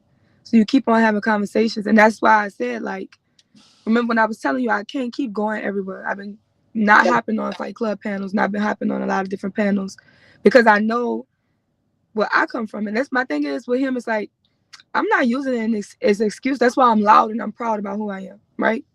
I'm gonna let you know who I am, why I am the way I am. I'm growing, I'm evolving, I'm not gonna be a new person by tomorrow. So knowing that I come from where I come from, that we meet disrespect with disrespect. I just told myself 2 weeks ago, because my birthday coming up, that I'm gonna stop doing this. It doesn't mean that it's over in 2 weeks. But yeah, I'm trying to avoid having the conversations with people that I don't respect or I feel don't respect me. Because I just feel like it's everything that's good is gonna get lost in translation. But it won't. We need to know all of Cherrell. I mean, I do. So I respect you. Even when I see you going off, I'd be like, oh Lord, because I know you got it in you. But who don't? You know what I mean? I mean, any woman, pushed into a corner may lash out. So that's just being real. You don't need to hide behind it, but we do need to see the other side of it. This is me. I think we need to see all sides of Cherrell so we can get an understanding. Some people have their minds made up about me, and I am okay with that. Say it again. I feel like some people just have their minds made up about me, and I'm okay with that, right? No. I am. And the thing about it is, it's like because my life is different, right? So if you look at my life and you know who I am, then all the categories that you fall into, like I don't fall into none of them really. But I always say I'm a baby mama by default. I was raised by a single mama by default. Like, because you have this bias against Black women or you feel this way, when you see me and I resemble a Black woman or the type of Black woman that you don't like, I fall into all of those categories. And I'm okay with that because I know who I am. I can't change 7 billion people. 7 billion people on the planet. But that's not the truth, though. That's not true. And we're not even trying to do that. I mean, you can use me for an example. I try to be honest and open and respectable to everybody, but I have some that attack me. You know it. I've even heard you defending me. Yeah. I mean, listen, so I know what you're saying, but I'm saying it's more to Cherrell than the fight. Yeah. So look, can I make a point about what you just said? And this is something we gotta, if we're talking about, the plight of Black men and women, And what we need to do as a community, there is one thing I need women to stop doing. Stop saying, I don't care if nobody likes me. I have never in my life ran across a more emotionally fragile person than a Black woman. And that's for good reason. If we acknowledge what Black women have to go through, their lack of examples and their lack of partnership, it's almost as if Black men are turning away from you. So you have to deal with things no other woman in America currently has to deal with. Black women, I'll say again, are the most emotionally fragile women. It is just that you, like, I'll use your word, you have been conditioned to behave like you don't care. And that is a huge part of the problem. See, this is, you can call it narcissistic. I really don't care. You can call it narcissistic. I see right through y'all. And the reason we get on these panels is because we're actually trying to help, but we're trying to give you our opinion. Our Black male's opinion and how we feel about y'all has been left out of the media and the social stream for an eternity. And now it's here and y'all can't take it. But this truth will bleed through to you. So, I can see it. You looked away, was like, I don't care what people think about me. You do care.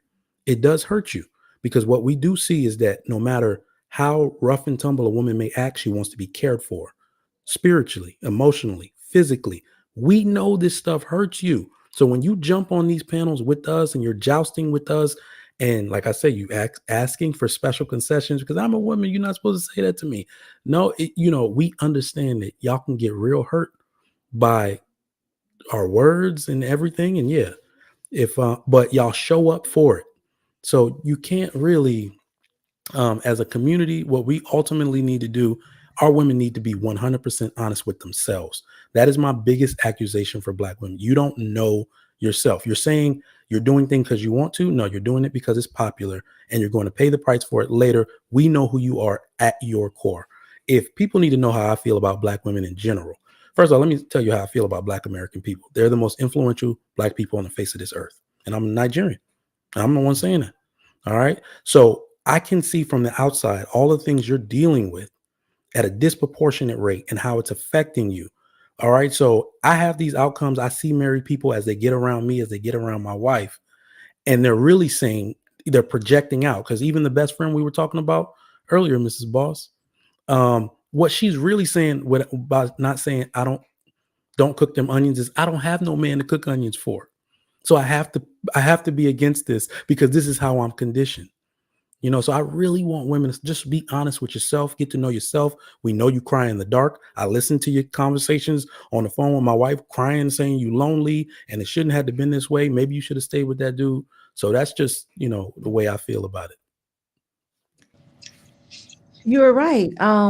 But still, we have to have enough empathy. I'm asking on the woman's behalf because I've already lived that life. So I'm asking on the woman's behalf for men to have the empathy for us, because it doesn't happen like she just said overnight. She just said 2 weeks ago, I'm going to be in a different place in my life, where she's lining herself up to be able to hear the things that you're saying. Like we said earlier, men are solution based. Women are emotional. We have to work our way through those emotions to see where we are. Why am I like this? What triggered this? Where am I going to go to next? What's next for me? It just doesn't play itself out like that for women. Life grows us up. I mean, I hate it, but sometimes married life is it. And that's what should grow you up. But sometimes it's actually the world and its life what grows you up. And you don't want that. But actually, that's what we have to experience.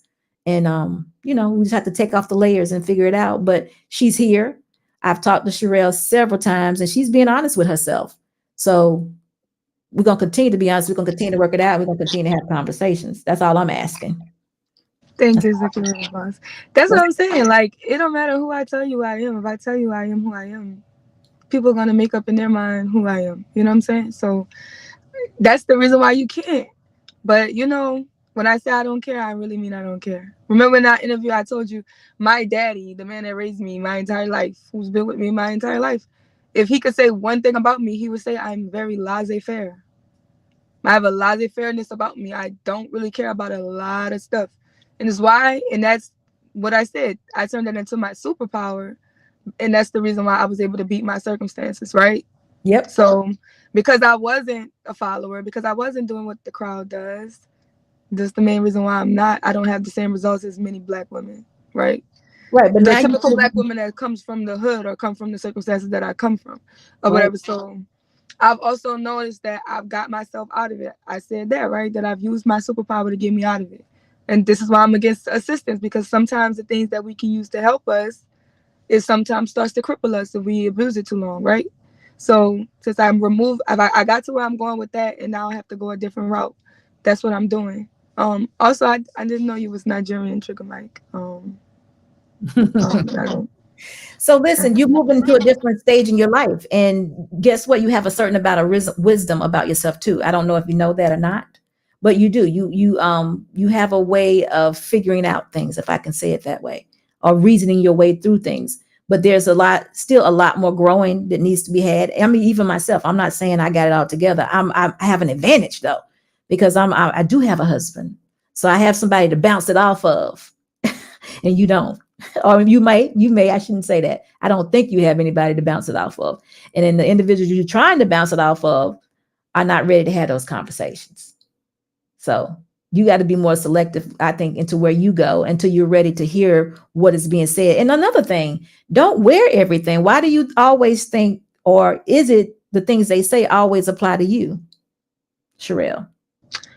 No, not really. I mean, think about me and Aaron. Me and Aaron disagree all the time, Okay. right? So he just never disrespects me. Me and Cheeky. Okay, even think about Jonathan Barronville. And me and Jonathan have been here the longest together, right? So me and Jonathan disagree on everything. He just doesn't disrespect me because he understands and he just has a respect for me. Don't mean they didn't disrespect other people or other people don't feel disrespected by them. I'm just saying it's men here that disagree. My daddy disagrees with me. I'm conservative and my daddy is like Biden. I was like trying to get my whole entire family to vote for Trump. My daddy was trying to get the whole family to vote for Biden.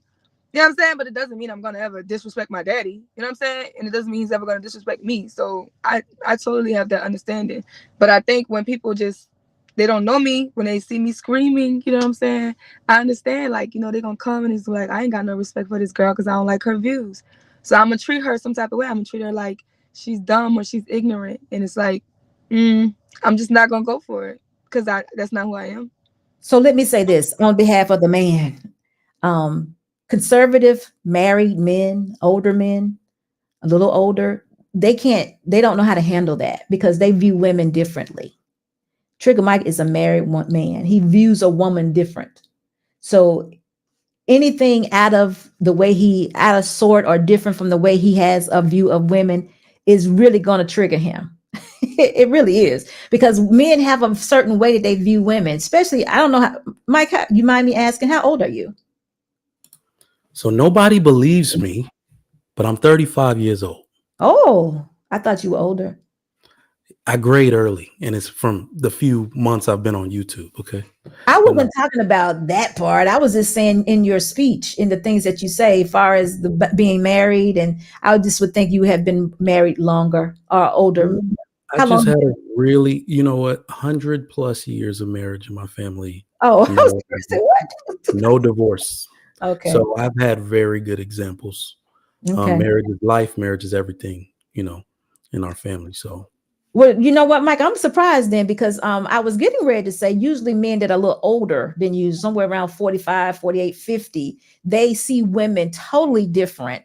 Actually they see them as their daughters. Like my husband would see Cherrell as his daughter, and he would be like, oh God, I can't believe my child is acting. It's a different, he looks at her differently. So her being aggressive would strike him totally different. So I was getting ready to say that, but that wouldn't apply to you. I'm sorry. So, you know what? But I think I tried to allude to it earlier because it's a misconstrued message. Because men are on these platforms talking, we still care, because we would naturally just go somewhere to a group of women that please us. Like you said, some of us don't even care when we get on these platforms to socialize with women or be combative. Right. Because like, who are you talking to? Like, I don't go around women that even want to engage with me like that. So, it's disappointing that we have to see it. Somebody told me when we were talking about submission, one of the things that really hurts my heart is like, it's probably almost impossible to achieve that at this point, and it's a critical pillar of community. The submission of women doesn't happen in marriage. It happens literally from birth. It is constructed into them. Certain ethnic groups, like my ethnic group, the sisters don't argue with their brothers. That's how deep submission goes. So it's like getting disappointed over and over and over again when we come on these platforms and we're trying to cape for the Black community as a whole, and we keep getting disappointed. Because I'm just put it out there. Nobody cares if men are disrespectful, loud, boisterous, nothing. Nobody cares. But women on the other end, you will never get a golden pass to just do that in society. We will never look at it as something that's feminine or desirable to us. So I'm just trying to give them a little more context. No, and you're right about that. And even in the submission, we submit to everything. We submit to the laws. We, driving down the road, we submit to a red light. We submit to people on our job. So you're right in the submission portion of it. But in relationship, today's culture, I should say, in dating today, submission will be a difficult thing because there's a huge trust factor that has to be involved. And you know what? I don't even know if a submission could be reached without a foundation or a belief system. This is me speaking. This other people can say and pretend to do what they want to do. I just don't think it would ever work without having or believing in something that's greater than you. I don't see how you could do it. I mean, you can pretend for a time, but then it'll fall apart. Because as soon as that man falls apart, or as soon as that woman falls apart, you're out the door. So true submission is going to come from a belief system. It's going to come from a foundation that's been built by and created by that man, and a belief system is something that is greater than the both of you. So that's where submission lies. And it is amongst the both of you to something that is greater than you. So you're right. You're right. Now, Cherrell, can you achieve that? Can you see that in your life? Can you see yourself and your husband submitting to one another and to a creator greater than the both of you? I think it's easy for a woman to submit to a man that she respects. I just think it's hard to respect a man that you can't trust. And that's why I just feel like that's just what it is. Like, if I keep putting myself in the situations to talk and deal with people that I don't, because I think Jonathan was the one who told me this, right? He was like, no, it was scam likely. He was like, when they see you screaming, they're gonna think that that's what's gonna happen. I said, it doesn't matter what my daddy tell me. I would never talk to my daddy like I talk to these men on the panels. Oh, I would never talk to my brothers like this. I would never talk like to the men that I love, I would never. And then that's why I started disconnect. I was like, oh, I'm doing this because I don't respect them. I have to stop having conversations with people I don't respect. I told you about my grandpa. He just made a birthday, so he's 97 now because his birthday was September. So he always was a business owner, and his first business failed because he was born in 1920s. So right around the time where integration happened, his business failed, and he would always say it's like we lost a lot because Black people started to think white ice was colder, right? So they wanted to be accepted so bad that they forgot about what's really important to them. Like, you know what I'm saying? Like, you gotta love what's yours. So I think the whole idea of me not caring or me being laissez-faire about certain situations and certain people comes from that mind of thinking that, he let me know it's gonna be certain tables where people are gonna tell you can't sit with us. You got to be okay with sitting at the table of people that accept you. You can't fit into every box. Now, self-improvement is always, because I'm big on self-awareness. I'm big on self-improvement. That's how I get to where I am now. But I'm not big into thinking that the whole world has to accept me, because there are going to be tables where people say, you can't sit with us. I have to be okay with not being able to sit there. And I have to be okay with the people that want to sit with me. I think that's okay. I don't think that the whole world and everyone has to accept you, because if you feel that way, then you're going to be a chameleon. You're going to have to keep on changing. If somebody doesn't like tall people, if somebody doesn't like short people, somebody doesn't like Black people, somebody doesn't like white, listen, you ain't going to check every box. You just go where your tribe is. You go where your love is. That's how I feel. Can I ask you a question? Do you believe respect is earned or given? I believe respect is earned. Okay. But Okay, I just feel Is like, it so I fair don't to say necessarily that? feel like, I don't Mhm. feel like we should automatically respect everybody. It should be a level of respect, a level of grace for everybody, right? Depending on what your value system is. But sometimes you look at a certain situation and you just won't respect people, right? I won't respect people that abuse kids or do anything to kids. It just does not give me the right to disrespect them, is what I'm So saying. you went a bit extreme there, but I believe respect is given till it's lost. Okay, so you always give respect, and I think maybe because you said you believe respect is earned, that's why you find it difficult to, or selective respect that you're giving out to who you want to give it to. Now, it's funny when people say, I don't respect this person through YouTube. You don't know me at all. You don't know me. To know me is to love me. How, like, I will tell you straight up, I'm so, what's the word? Self involved. I will tell you right now, I have the outcomes, and I will stand at the pillar of the Black community and say, be like me. That's how that because I know that's what people want to see. When I'm out with my children, I just went to the mall to go buy my son new pants for his uniform, right? Look at this black man taking care of your kids. Look at the ring on your finger, okay? Like, you see what I'm saying? So we need more people, just especially in our community, to learn that respect is given. You can't come out here especially in the YouTube streets and all of that trying to lead with, I'm sorry, my wife texted me. I think I got to put my son to sleep now. He won't go to sleep. He be in bed. So I got to go, y'all. Sorry about that. All right. All right, Mike. Thank you so much for being here. Thank you. I'm coming. So Cherrell, I agree with him about the respect thing, because my question was to you, was going to be asked, how do you know the difference? You said you respect your brother and your dad, and this is going to be my last question to you also. You respect your brother, your dad, your granddad, and all those other men in your life. How do you know that they're different from the men that you approach on these panels if you're just walking up or just camming up? How do you know the difference? Or how do you know not to respect these men? Just in the, I guess just in delivery and how they talk. Like, I got cousins I don't respect. Okay. You know?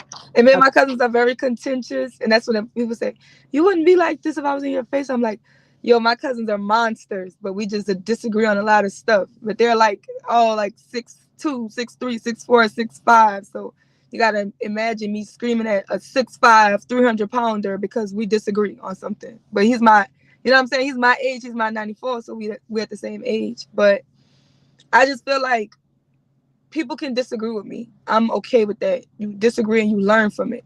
But I don't feel like people have just disrespected me.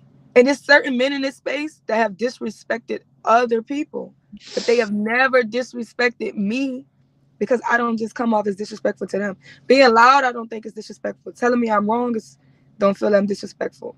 Saying somebody put sperm on my face, it's disrespectful. Like, let's just be real. Let's just be honest. Like, wasn't a disagreement. It's like you took a personal attack on me. I don't even care about personal attacks on people. I'm really gonna just like go at your argument, right? Yeah. But or like help you at least try to see a bigger scope of it, because I think we always come in it from one side, and I think I'm like the person who always wants to say, well, what about, I play devil advocate a lot. So yeah, but I clearly understand what disrespect is and what was disrespect is not. So that's why. But I think so. Well, I think you're right about that. That was a little bit to the left. Kind of surprising coming from him. I hope he gonna keep it in the road, because his voice is needed and yours is also. And I want you to continue to do what you do, but your conversation has to be had. You had a very important opinion, point of view about what's going on, and it needs to be able to be articulated. And you're the only person that can do it. So you got to keep it to a level that we can understand exactly what you're saying, so we can work it out. So thank you so much for being here. You're welcome.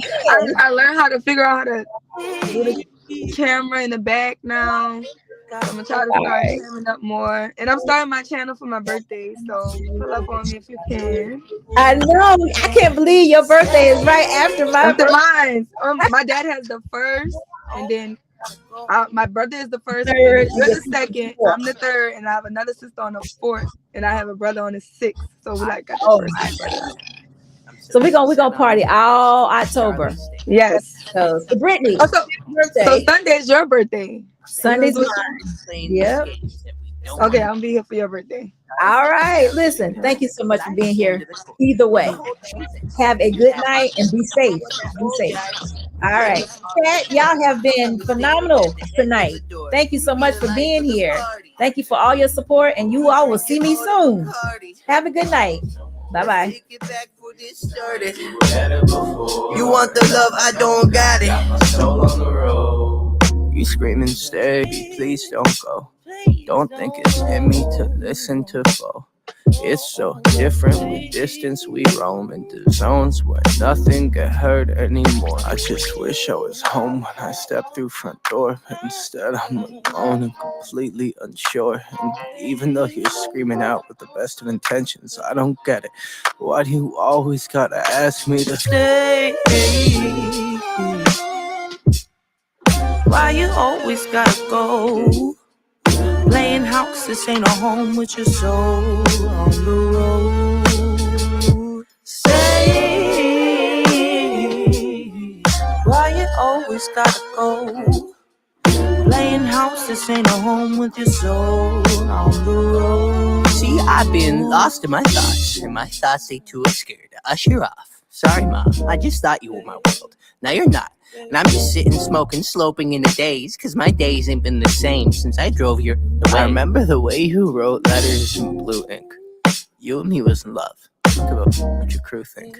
I know your moms probably think I'm a bastard. Your pops probably want to beat my death and take a in my casket. But I got sick of fighting, bickering, fussing over nothing, cussing. Instead of watching the death of discussions that we once had, days that we once spent in the backseat of our cars, reading poets at sunset. It's funny how love can fall out the foreground, get pushed into the back of your mind. We used to twist a spliff and laugh and relax. Are you crying? And I'm trying to find the reasons, so I ask, does forever ever happen, or is it always fade to black?